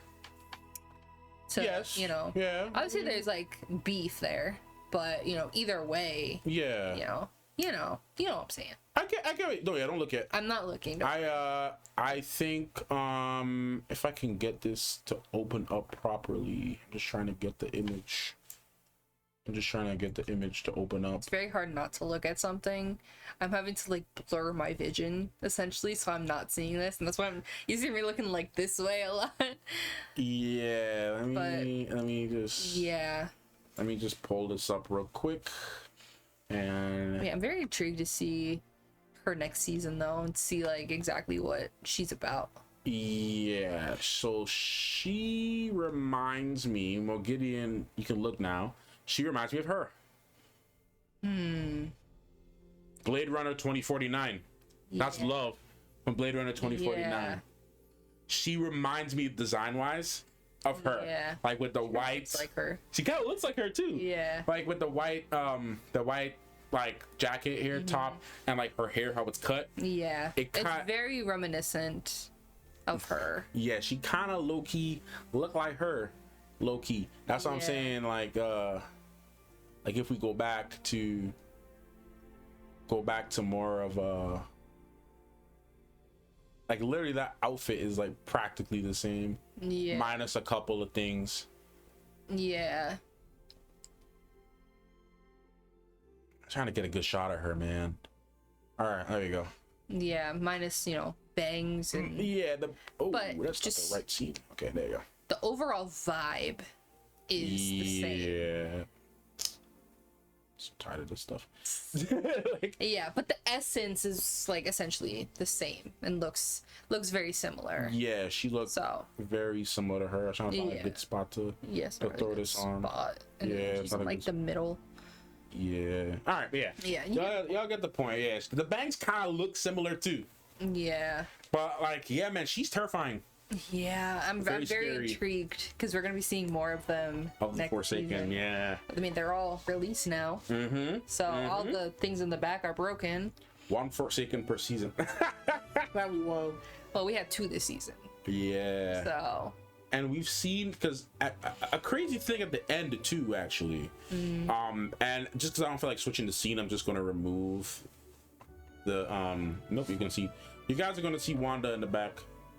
Yeah, man, it don't make no sense what I just did because either way I still have to transition. So it made no sense what I was trying to do anyway. No, okay. You had a thought. I had a thought. Yeah, I want y'all sniffing up on Lanfear, man. Everybody want Lanfear. She's very interesting. Yeah, she remind me of a Promised Neverland character. Yes. Yes. She remind me of Promised Neverland, man. Gosh. So we saw. Yeah, go ahead. Sorry. The fact that Lanfear was afraid was a what did she say? Like let the light have mercy, or light save you. That's literally what I was about to talk about. Yeah. So that's a good segue to what I was about to talk about. Yeah. She literally said that here. Yeah, that's she not knows. Expecting her to say that. She's afraid. Light? We've already seen that at this point, she doesn't care about the Dark One or whatever he wants. All she cares about is Rand. All she cares about is Rand. She's like, man, free. I feel like for her, the Dark, like, making oaths to the Dark was just a means to an end. Yeah. Just to get, the point across, or just to kind of help her accomplish her goals. Right. At the time. Right. But, man, Ishamael wanted Rand to be nurtured in a way to accomplish a breaking. Lanfear wanted Rand to be safe so she could, be with him or just keep her eye on him or, or whatever she wanted to do with him. She got a couple of fun times out of Rand, at least. Yeah. But whatever she was trying to do with Rand. But these other Forsaken, we don't know. I think she even made it clear that like they have no allegiance. Yeah. To lose. Yeah. To Rand. They don't care about him. Yeah. They have no love for his safety. Yeah. They could kill him for all. They don't care. They don't care about his well-being. So this is going to be the fact that she said that specifically about Moghedien, that's pretty scary. Yeah. we don't know what she's capable of. She said you don't want to fight me. And then Morgan was like, really?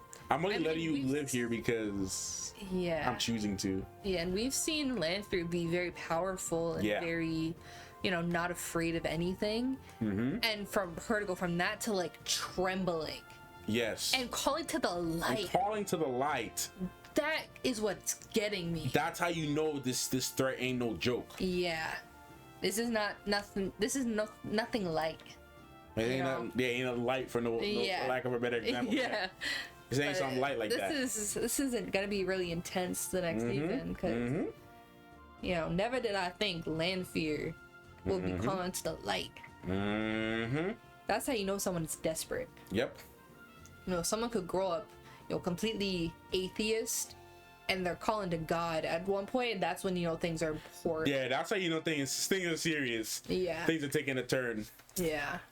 Yeah, I think at this point, because of the time because IRL is going to catch up to us now. Yeah. We have other obligations later. Yes. I think at this point we should get up. Yeah. Pretty much it for that convo. For this convo, yeah. Yeah.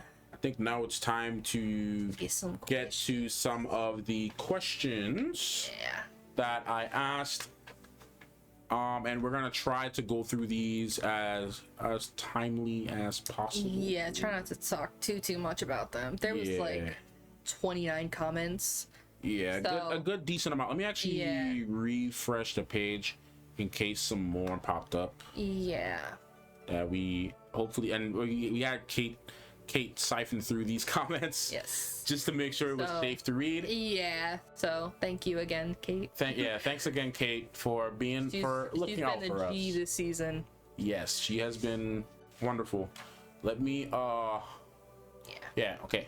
So no new comments since then, that's fine. Let me just zoom in and get this thing back up. All right, and we will shout everybody out. We of course you had to pin Kate's comment. Yes. So Dusty Bees 6308. Yeah. Oh, I didn't transition. Oh, shoot. My bad. Y'all ain't seeing what I'm seeing. There you go. This is the post I made. But guys, make sure to check the community tab frequently because oh no, that can get copyrighted. Let me chill out. No. Dang nabbit. Knock on wood. I hope that this whole thing doesn't get copyrighted just for one clip. I'll be mad, bro. I would be so mad if that's the clip too. Let me chill out. Anyways, so YouTube. Leave me be. Anyways, so Dusty Bees 6308 asked, and so I can just zoom in some more. I mean, I think it's pretty. I think you guys can read that. Yeah, we're gonna read it out loud either way. Across all 16 episodes, so you don't read. Okay. I want to see your reaction to the question because I did read some of these. So across all 16 episodes thus far, which scenes were the most impactful to you, Matt? So me, and to you, Shannon. This is the most I've been so heavily invested in a show since Game of Thrones, hands down. So the question, across all 16 episodes thus far, which scenes were the most impactful to you? I mean, there's been a lot. Season 1, the one that sticks with me the most is when Nynaeve. Obviously, that's a big scene for a lot of people. Like, that was a very intense thing. Yeah. And I feel like season 2 had a lot of moments where I'm like, damn. Most of the stuff with Egwene, stuff with Perrin, stuff with Avianda, you know, there's been a lot of moments that are sticking with me for sure. As you're thinking about it, I can't think of any singular one that sticks out. I mean, the scene where Celeste, you know, gets stabbed when she's, you know, when Rand finds out who she really is. Celeste? Or Celine. Oh, that was Celeste. Okay, no, yeah, Celine. Yeah, that stood out to me a lot. Yeah, but there's a lot of scenes that really stood out. Yeah, there was too many. I can't just pinpoint one scene in particular. Yeah, that's a very question. That's a very hard question, Dusty B. Yeah, very hard. That's a very hard question. Yeah, I agree with Shannon about season 1 though. Nynaeve was definitely the moment for me. Yeah. Yeah, it's too much in this season. Yeah. Okay, Dolek, what was the what was the most unexpected but enjoyable resolution of season 2 for each of you from Landon the DM?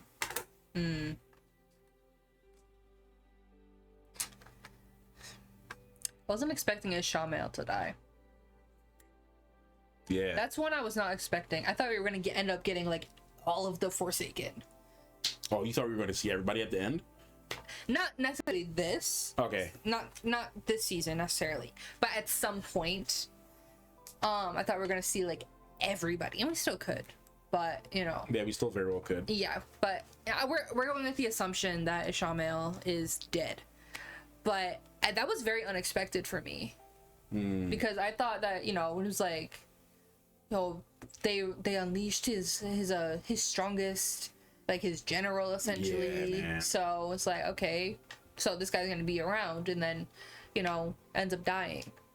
So yeah, that was very unexpected for me. I wasn't thinking that could even happen, or at least happen just like that.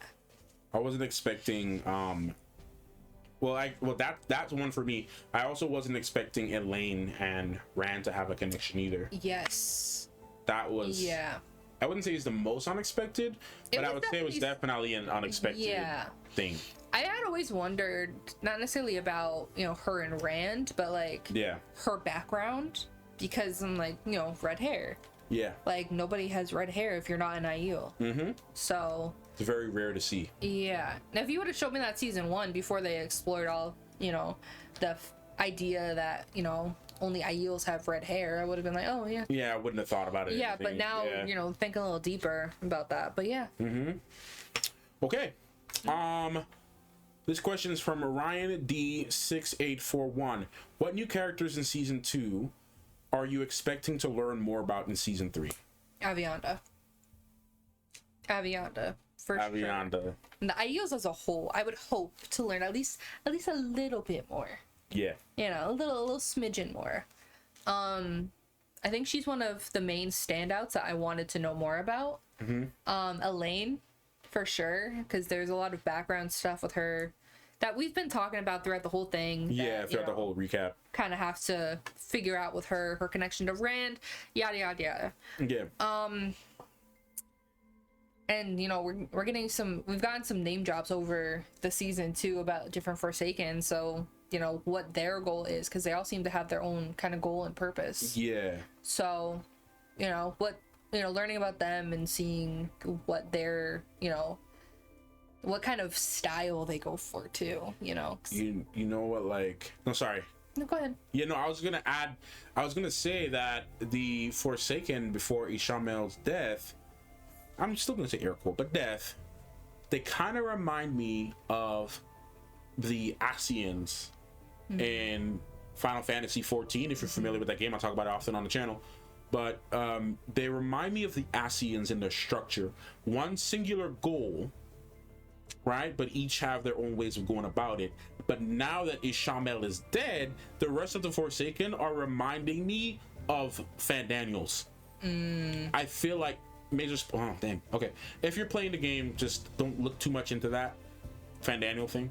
I would say this just in case you happen to be playing Final Fantasy 14 and you are in the expansion Endwalker, what I'm about to say will be a spoiler.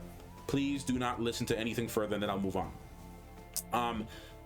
Fandaniel, because you know how he was kind of like he was an Ascian too, or an Amarat, but he was just like doing his own thing. He's like, man, I don't really care about Zodiac and all this stuff. I just want to die. Like, I just want to do whatever. I feel like they all just gonna have their own ambition, like Fandaniel, and just want to do their own thing. Yeah. Whereas with Ishamael, he had this very singular goal, which is why he didn't raise the rest of them up yet, because he kind of figured that they would kind of interfere, right? Yeah. And even Lanfear said that, like, mentioned that one of them wouldn't can't trust them, or they would do their own thing or whatever. Yeah. So that's kind of what reminds me of that. Next question from Hybrid Havoc said, if you could design your own shadow spawn like the Trollocs and the Fates, what would it be? God gosh. Not a Trolloc, but yeah, go ahead. That's a really Not hard... a fade either. They look like Voldemort's. But yeah, go ahead. Look like Voldemort, like cousin, like family reunion. That's a very hard question. I don't know. I would design them honestly to look like abnormal humans, because I feel they would have no eyebrows. They would kind of be bald like the fades. They would maybe have like jet black eyes. They would kind of look like... I have to show you something. What? Because I sent this to you yesterday. I think I know. No audio. Oh yeah, no, I've seen that. Yeah, like this. Yeah. I would design them like that. Yeah. Yeah. Can't put it up on the screen. Yeah, no, that was actually advertisement for a movie.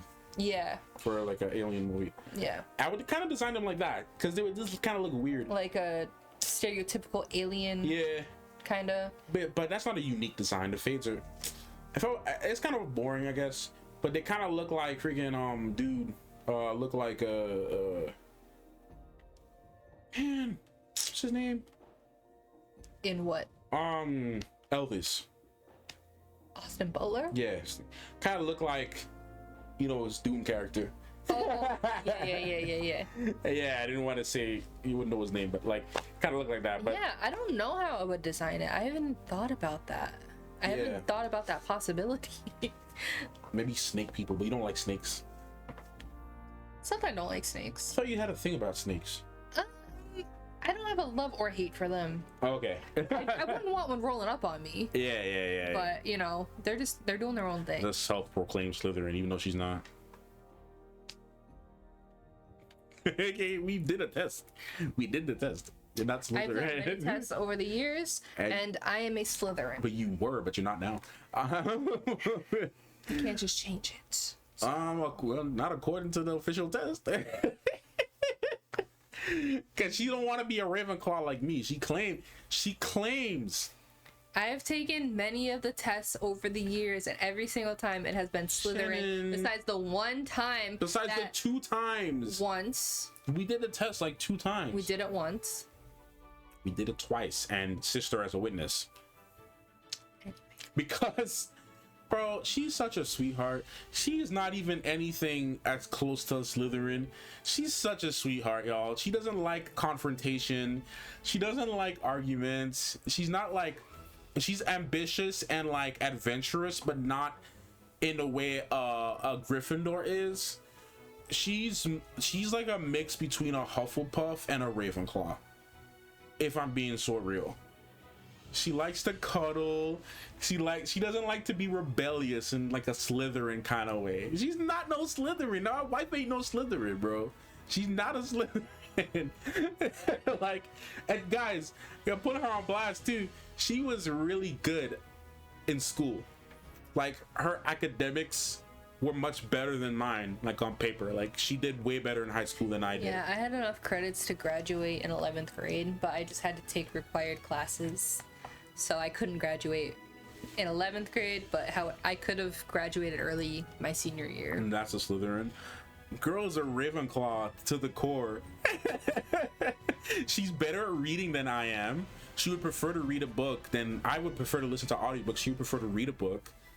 Like, she's very smart, very knowledgeable. Okay, good academic. She knows how to study well. She learns quickly. That ain't no... She a Hufflepuff Ravenclaw. I don't know where this Slytherin attitude come out, bro. I'm a proud Ravenclaw / Hufflepuff because I'm kind of like her in a way. Like, I can be very sensitive and like cuddly and care about my friends. Slytherin don't care about nobody. Untrue. You're going based off the Death Eater Slytherins. I'm going based off of Death Eater Slytherins. No, I'm not, bro. All right. To be fair, Snape. Not all Slytherins are just devious. Okay, that's true. Because I mean, Snape cared, but he was willing to cheat to get what he wanted. That's not you. I cheated in high school sometimes. Oh, I mean, everybody kind of cheated a little bit in high school, I think. There's a lot of times I didn't study, and my friend was like next to me, so just Hey, look, they're resending high school diplomas now. You better watch it. Hey, I graduated. I had all my credits. I had more than enough credits. Okay. All right, we'll move on. But no, my dear, I do not believe my wife is a Slytherin. I just don't think. If you saw an animal on the side of the road, would you leave it alone?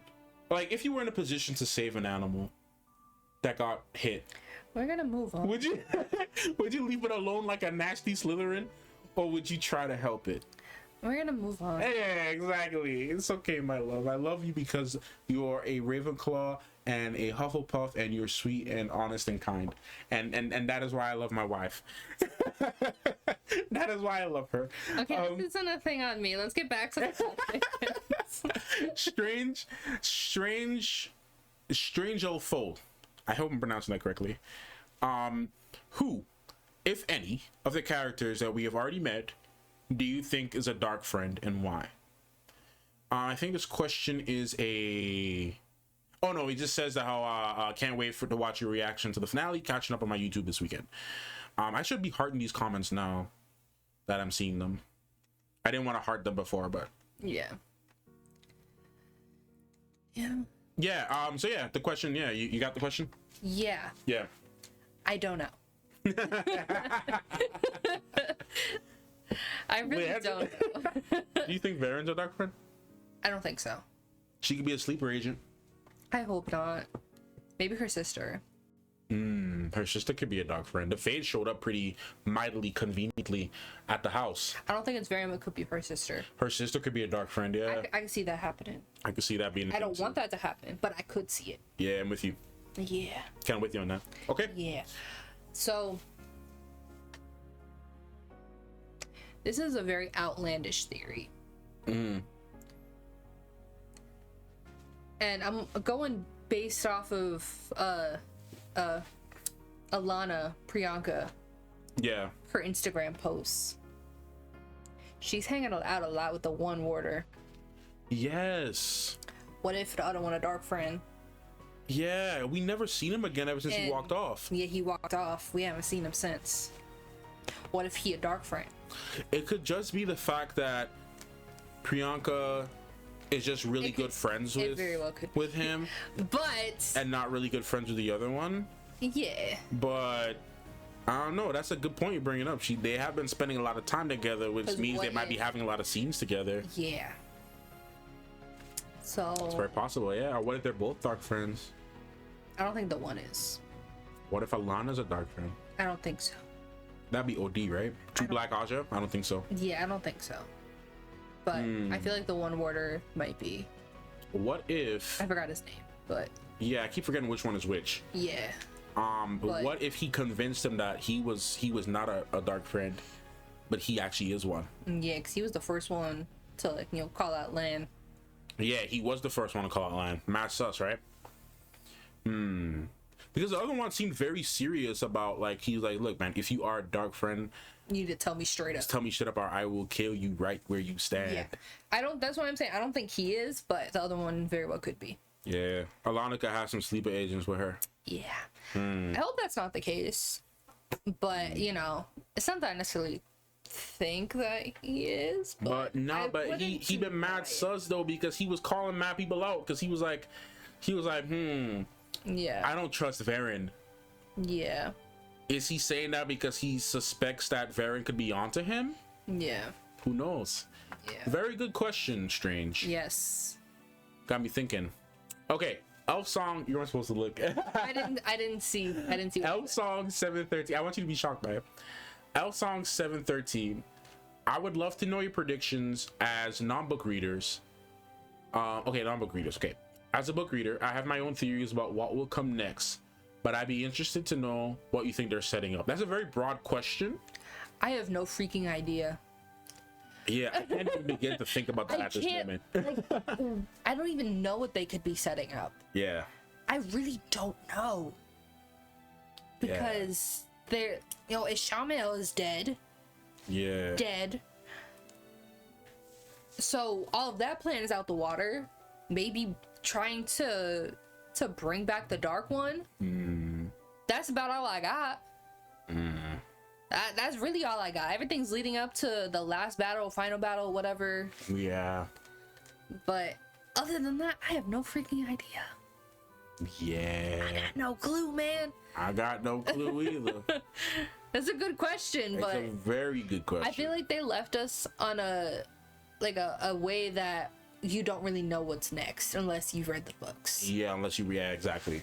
So yeah, I'm with you. Yeah, I don't really know. It's a good question though. Very good question. Very broad, but yeah, that could be another video. Yeah, that could be another video. Elf. Yeah. All right. Evan Luz, I think. Evan Losi? Losi? I don't know. Evan Losi. 8206 says, okay. It's often pretty clear where Jordan. Oh, we actually did kind of talk about this already. It's often pretty clear where Jordan, the author, draws inspiration from fantasy epics that came before his.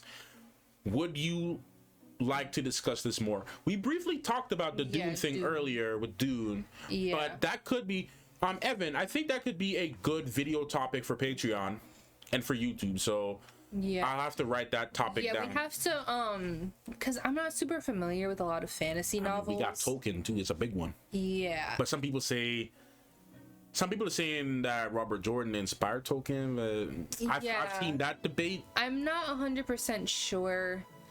There's definitely Dune inspiration. We've already covered that. Yeah. You know, the Aiel themselves are very reminiscent of Fremen. Yeah. So we've already kind of figured that out, but we definitely have to like kind of do some research yeah. You know, about the inspirations behind that, and you know, maybe familiarize ourselves with it if we're not already. Yeah. Because that's a good question. There's a lot of fantasy stuff I haven't dived into. Yeah, you're still newer to the fantasy genre. Yeah, I don't really know too much about you know, a lot of big franchises. Yeah, so. I mean, and to be fair though, I had a conversation with Kate about this because we were talking about books and stuff. My extent, and we talked about this too, my extent of books in general and fantasy, I think it really, and it's more newer things, because Lord of the Rings, I have not read any of the books. I'm very fresh on Tolkien. I don't know much about his book. I only have ever seen the movies. Obviously Star Wars being a fantasy space opera, and then Dune is newer for me too because I only started reading the books recently and still going through them. I still need to finish the first one. I only got about halfway through. I still need to finish that. And Narnia, C.S. Lewis, I read those, watched the movies. Percy Jackson, Rick Riordan was newer for me. And Spider-Man Chronicles was also a childhood favorite of mine at the time. I think that's the extent of my book and fantasy knowledge. Yeah, at that time. My fantasy ended at Diary of a Wimpy Kid. It's fiction though. That's what I'm saying. That's probably the furthest I went into the fantasy. I mean, Harry Potter though would be considered kind of fantasy. I did not read Harry Potter until I was a teenager. But still though, I mean, but that's the point though. We're talking about the knowledge you have accumulated over the years. That's fair, but it wouldn't have been like inspiration for the books. No. I'm just talking about I was just talking about my fantasy knowledge. Well, that's fair. Yeah, I wasn't talking about. I guess technically Harry Potter, yes. Yeah. I haven't actually finished the books. I think I got like halfway through the books. I'm not sure. I don't remember exactly where I left off. But yeah, that's probably the extent. Twilight, if you want to count that. Yeah, I would consider Twilight fantasy because it is like romance drama fantasy. Yeah, because it is vampires, which is a big fantasy topic. Yeah, like I read all of the Twilight Goosebumps books. I think Goosebumps is horror, spooky. Yeah, I read a lot of horror books as a kid. That was more my vibe as a kid. All right, we gotta move forward. This is almost gonna be a 4-hour video. It very well could be end up being a 4-hour video. Yeah. All right. We kind of talked about this a little bit. But James Berry 3586 says, so far, who has had your favorite level up moment? See if we can rapid fire this. This season, Egwene. This season, Egwene? Yeah. Rand for me. Rand is, yeah. Rand for me, hands down. Rand's been like a pretty big glow up too. Yeah. Yeah. Yeah, level up moment, definitely Rand. Yeah. Rand for sure. I see that. Yeah. Perrin we're working on Perrin. Yeah, I feel like he hasn't fully glowed up yet. Yeah, I think Rand and Egwene are tie for tie. Yeah. Yeah, I'm trying to rapid fire these now. Yeah. Ashleen1222, love the profile picture, says, what was the biggest surprise for you in season 2? Something that happened that you didn't expect. And they have another question, so let's start with that. What was the biggest surprise for you in season 2? Something that happened that you didn't expect. Ishamael dying. Yeah, Ishamael dying. That was a big one. Perrin getting, in with Aiel, essentially. Yeah. That whole thing happening. I wasn't expecting the Shanshin to be slavers. Yeah, that too. I was not expecting that at all. Wasn't expecting their essential leader in there to go down. Yeah, Turok. I was not expecting Turok to just get mollywopped like that. Yeah, there's a lot of things that. Yeah. I feel like I didn't go in with a lot of expectations about what could happen, so there's a lot I didn't expect to happen. Yeah. But Ishamael dying was the big one for sure. Is there something that you didn't feel was explained well? Okay, it's a great question. Or didn't make sense that you're hoping will be clarified in season 3? That's a very good question, Ashley. Because we had discussed a little bit, throughout that wasn't explained well. Yeah. Heroes of the Horn, for one. Yes. That was a big one. And I do feel like that one will get explained a little more going forward. Hopefully, anyway. Well, because Matt's got to kind of explore that part of himself and, try to identify, I guess. Yeah. Now that he has like this knowledge of, he's like, I know what I am or who I am or whatever.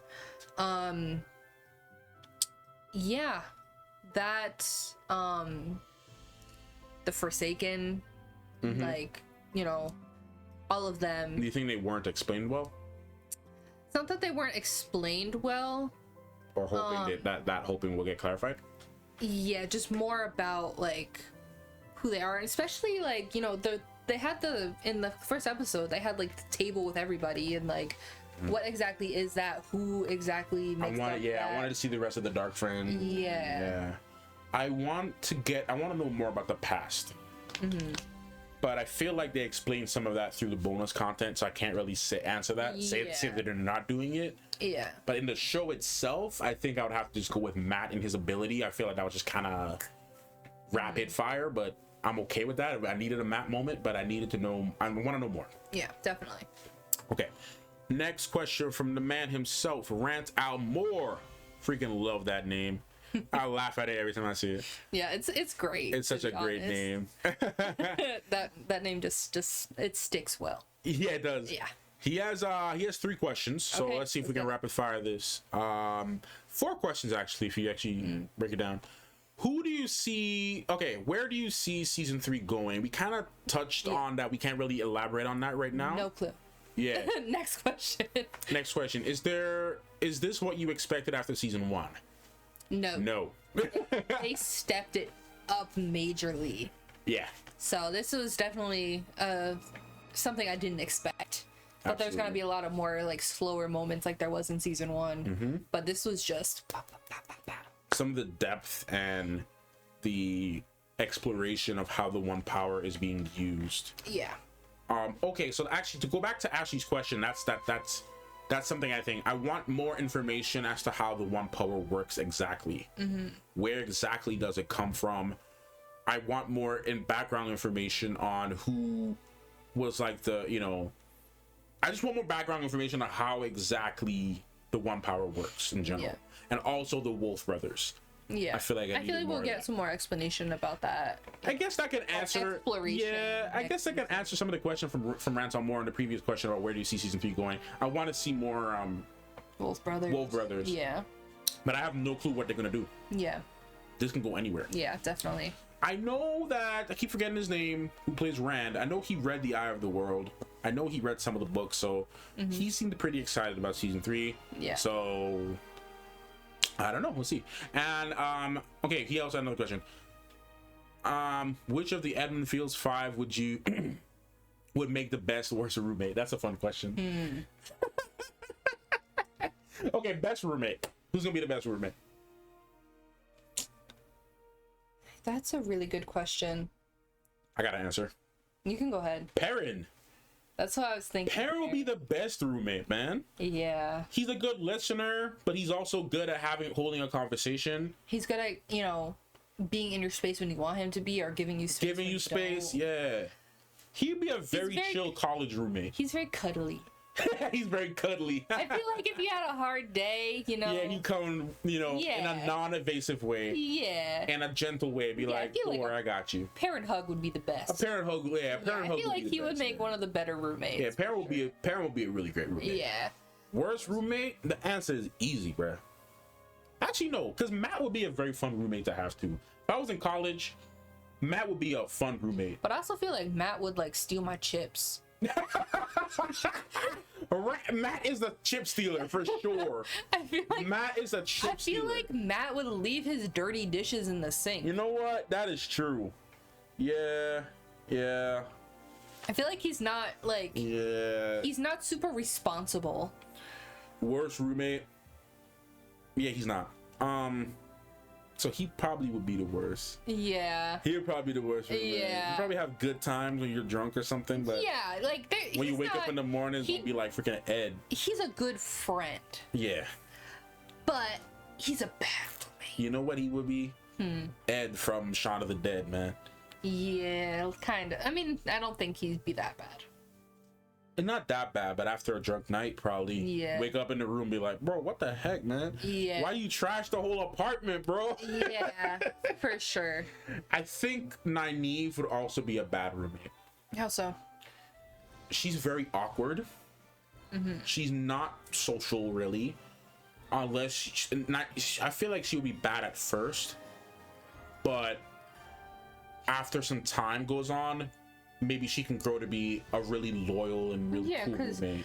She's very caring. She's very protective. Yeah, but you have to put some mileage over her. Yeah, definitely. She's like a cat. Yeah. Bad example, but Nynaeve is literally like a cat. You gotta earn, like my man Robert De Niro said in Meet the Parents. You know, a cat, you have to earn their respect. Yeah. Nynaeve, you have to earn her respect. I don't think she would be the worst roommate. I definitely think Matt would.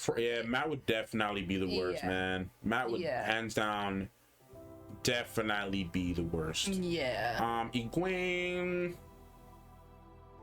I feel like she'd be a pretty decent roommate. I feel like she'd be very open. You see how she was with Elaine? Yeah. I feel like, you know, you'd be up late, like gossiping. Yeah, early Egwene. I don't know about Egwene now. Well, yeah. You know, first season and first half of the season, Egwene.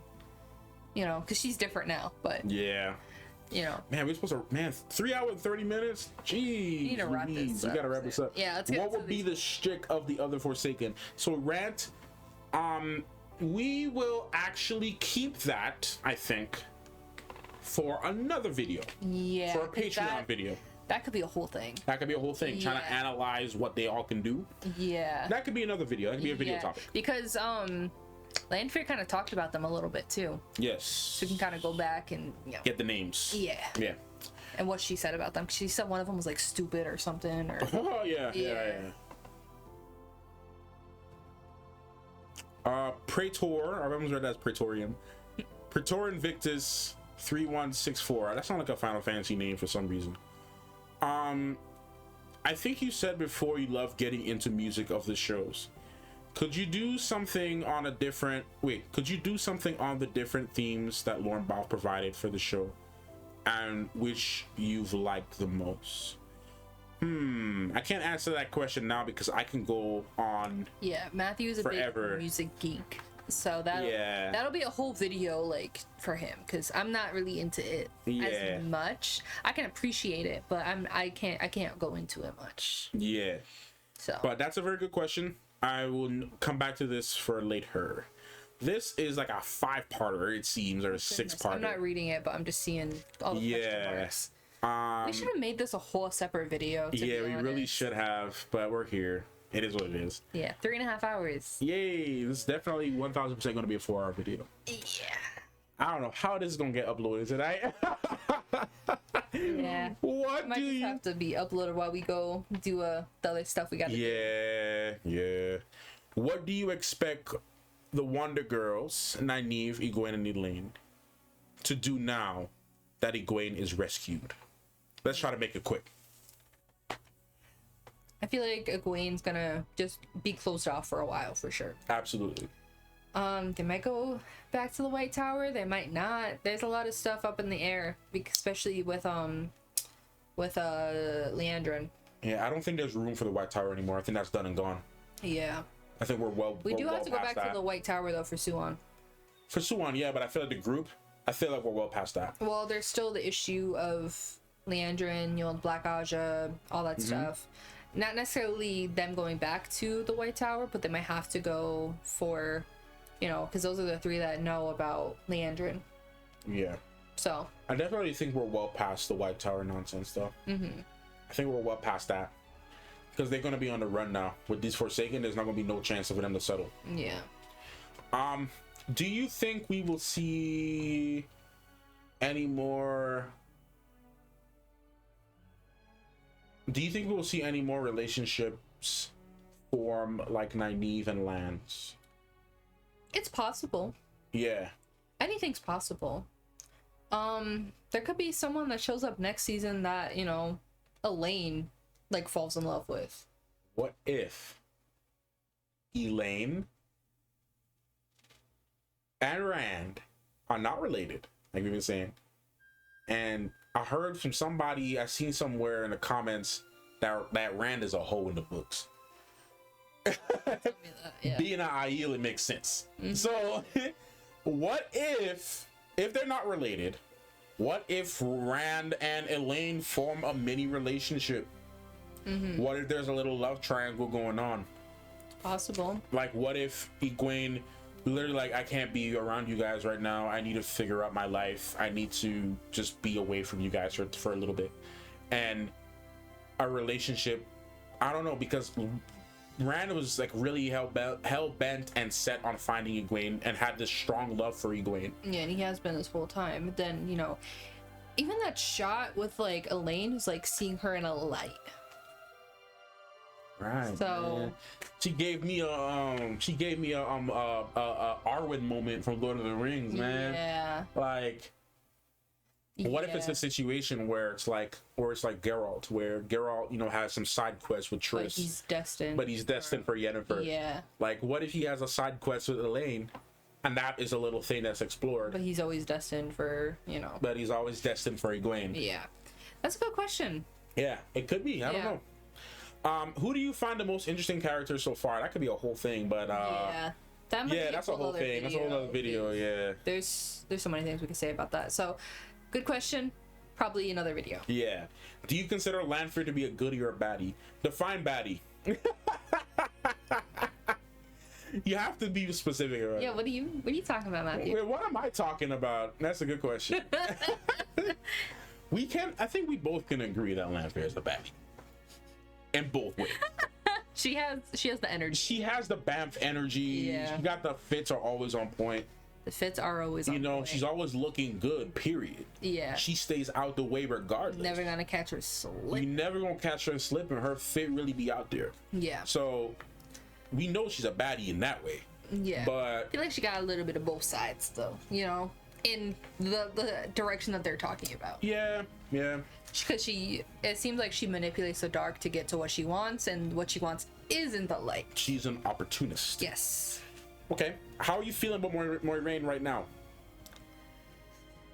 That's a whole video. I can say I felt the same way I felt about Moiraine in season 1, really. Yeah, I mean... She's still a big question mark for her. I think I feel more for her now, though. Yeah, because her kind of backstory kind of got explained a little bit this season.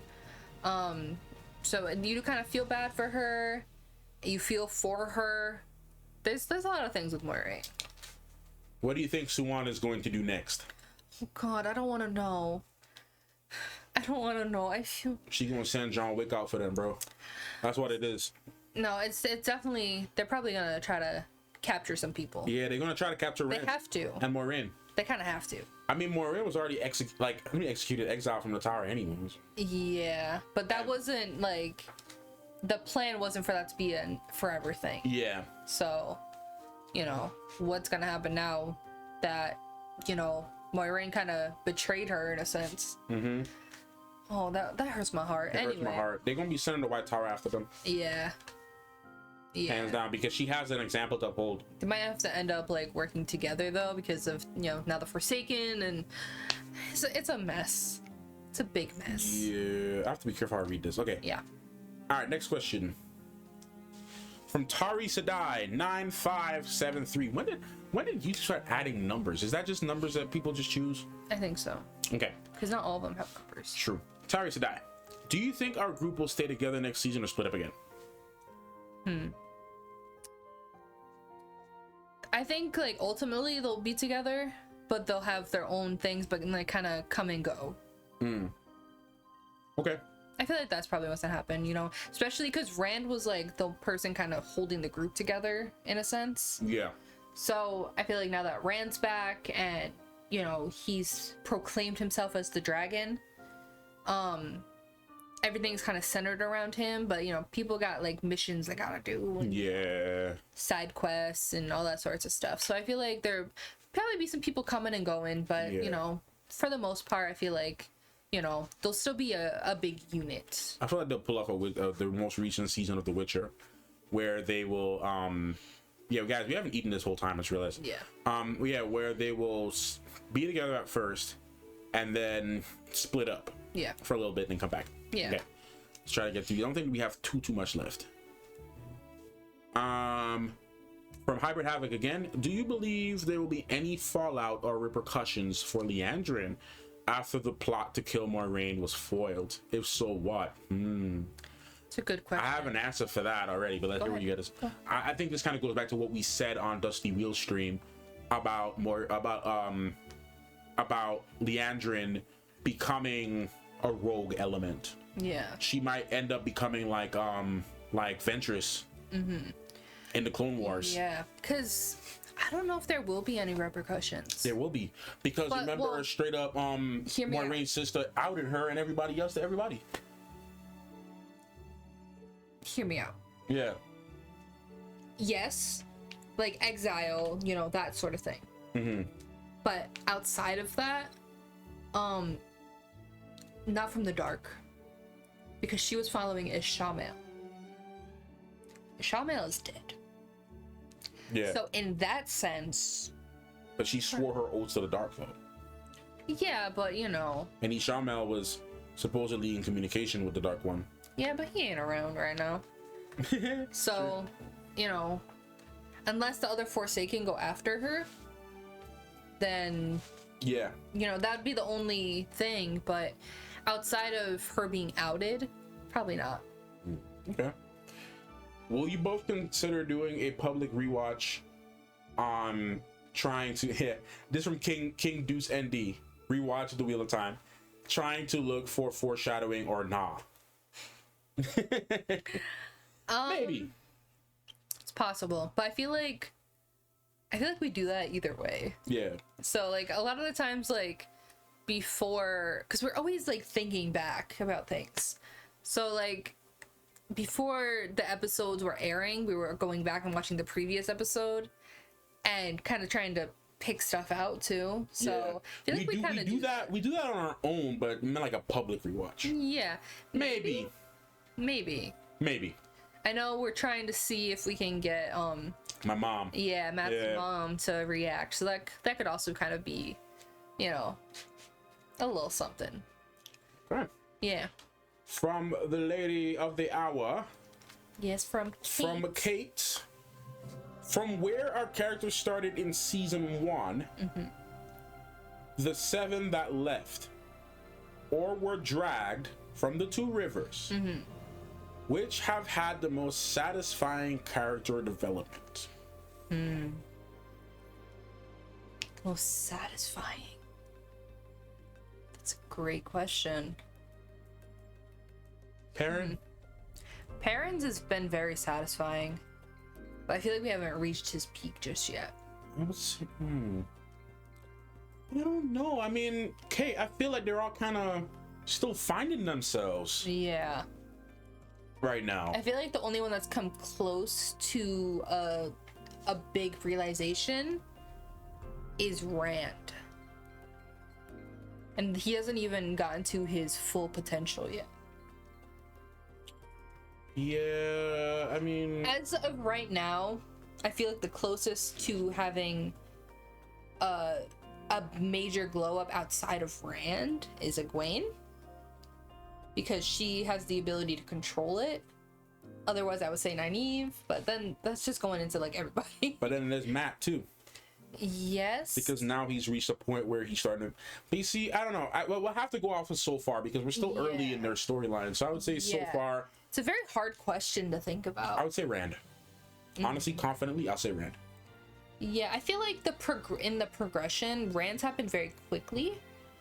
But I feel like Perrin's has been very slow and it's deliberate. And it's got to the point where we found out what he is, and I feel like that was satisfying. That was very, you know what? Yeah, Perrin, because Perrin, once we found out who he was and what he was, that was satisfying. We found out about that Rand was a dragon last season. Yeah. So, but, for most of it, he was scared to channel. And to embrace it. Yeah. So, I feel like it wasn't until, like, the past, 3 episodes or so that he started getting, a little more confident with it. Yeah. So, I feel like for satisfaction purpose, definitely Perrin. Yeah. Yeah. And I think we got to the end. This one I already answered the question here about live stream. We talked about in the videos. Hybrid again. How long until Egwene kills again? Circumstance. Do you think she's addicted now? I don't know. I don't know. I don't think so. I don't think so, but I feel like she won't be... She might have a taste for it. I feel like she won't hesitate as much if the time comes to it. Yeah. She's gone through a lot. She was going for the kill on Ishamael. Yeah, she was going through a lot. Like, even last season, going back to, with the White Cloaks. Yep. So, I definitely feel like, she's gotten to a point that if someone's really hurting her, or I feel like it won't be her first instinct. Yeah. But if it gets to that point, I feel like she'll go for it. Kill first, ask question. You know what? I think that my to support my theory about Rand and Elaine having some type of romantic tension. Rand might see Egwene go for the kill on someone, an enemy or whatever, and then Rand was like, "What are you doing?" Yeah. Like, Egwene, this is not you. Yeah. And I feel like that might push them further away for a time. And that might push him more towards Elaine. Yeah. Absolutely. So, I don't know. I feel like Egwene is going to be demon time from now on. Yeah, there's some really good questions in here that I haven't even thought about. Very, very good questions. Yeah. Yeah. Might have to do this again at some point. Yeah, we'll have to do this again. Yeah. Please ask any more questions that you will at the end of this video. Yeah. Hopefully Kate was able to siphon through this. Yeah, they seemed pretty much, non-spoilery. Yeah, Kate approved. Kate approved questions. Kate is our version of the light here. Yes, Kate is the light here. Yes, she's the dragon herself. Yes. She's the dragon. Yes, she is. So yeah, I think we need to wrap this up because this is nearly a 4-hour video. Yeah. I budgeted for 3, not for 4. Yeah, but you know what? Oh man, this is a pretty big episode. We got other things to do.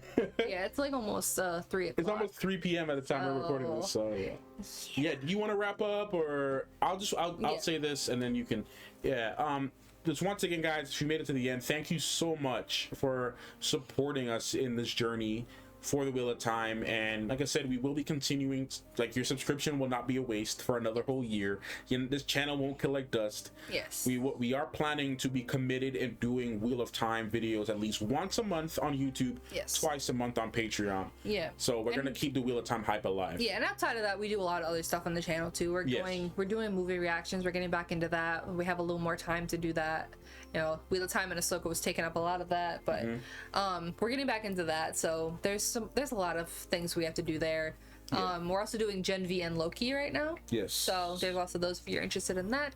Another Prime Video exclusive. Yeah. If you like enjoy our interactions and our like the way how we do videos, please, like she's saying, please do consider checking out the other things, the other content that we do post on the channel, because this is not going to be a Wheel of Time channel. Yes, but we do enjoy it. We do enjoy Wheel of Time, so we want to keep some of that content alive. Yeah, we still want to keep. I part of me right now just wants to go and read the book. Yeah. I just want to get more. And we will be, but not right away. We have some other videos planned before we get to that. And, you know, all of that. But also we have stuff on my channel. Yes. Too. Yes. We're doing kind of horror stuff and just, you know, I think I'm gonna be doing, at least me, if not both of us, Fall of the House of Usher pretty soon. A lot of horror stuff, mainly horror stuff is gonna be going on over there. Yeah. So if you're interested in that, it'll be on my channel, or full reactions to all that stuff will be on Patreon too. As usual. So, as usual. So everything we do on both channels will go on our Patreon. One Patreon. So Patreon. One price. One price for double the content. Double the content. Yeah. So we post on Patreon 3 to 5 days a week. Yeah, so plenty of stuff going out as much as we can. Yes. So like whatever's going on YouTube, if it's 3 videos on YouTube, you're gonna get 3 videos on Patreon. So yeah, there's always stuff going up on there. So anyways, but for just the YouTube dwellers, thank you. Yes. And if you made it to the end, you're a real one. We appreciate you guys. And yeah, we'll see you in the next one. All right? Yeah. Yeah, and you were supposed to close this out, but naturally you just flowed this way. Yeah, it's all good. You were supposed to close this one out. It's all good. Nah, go ahead, close it out. Give it a close out. All right, I'll do your outro.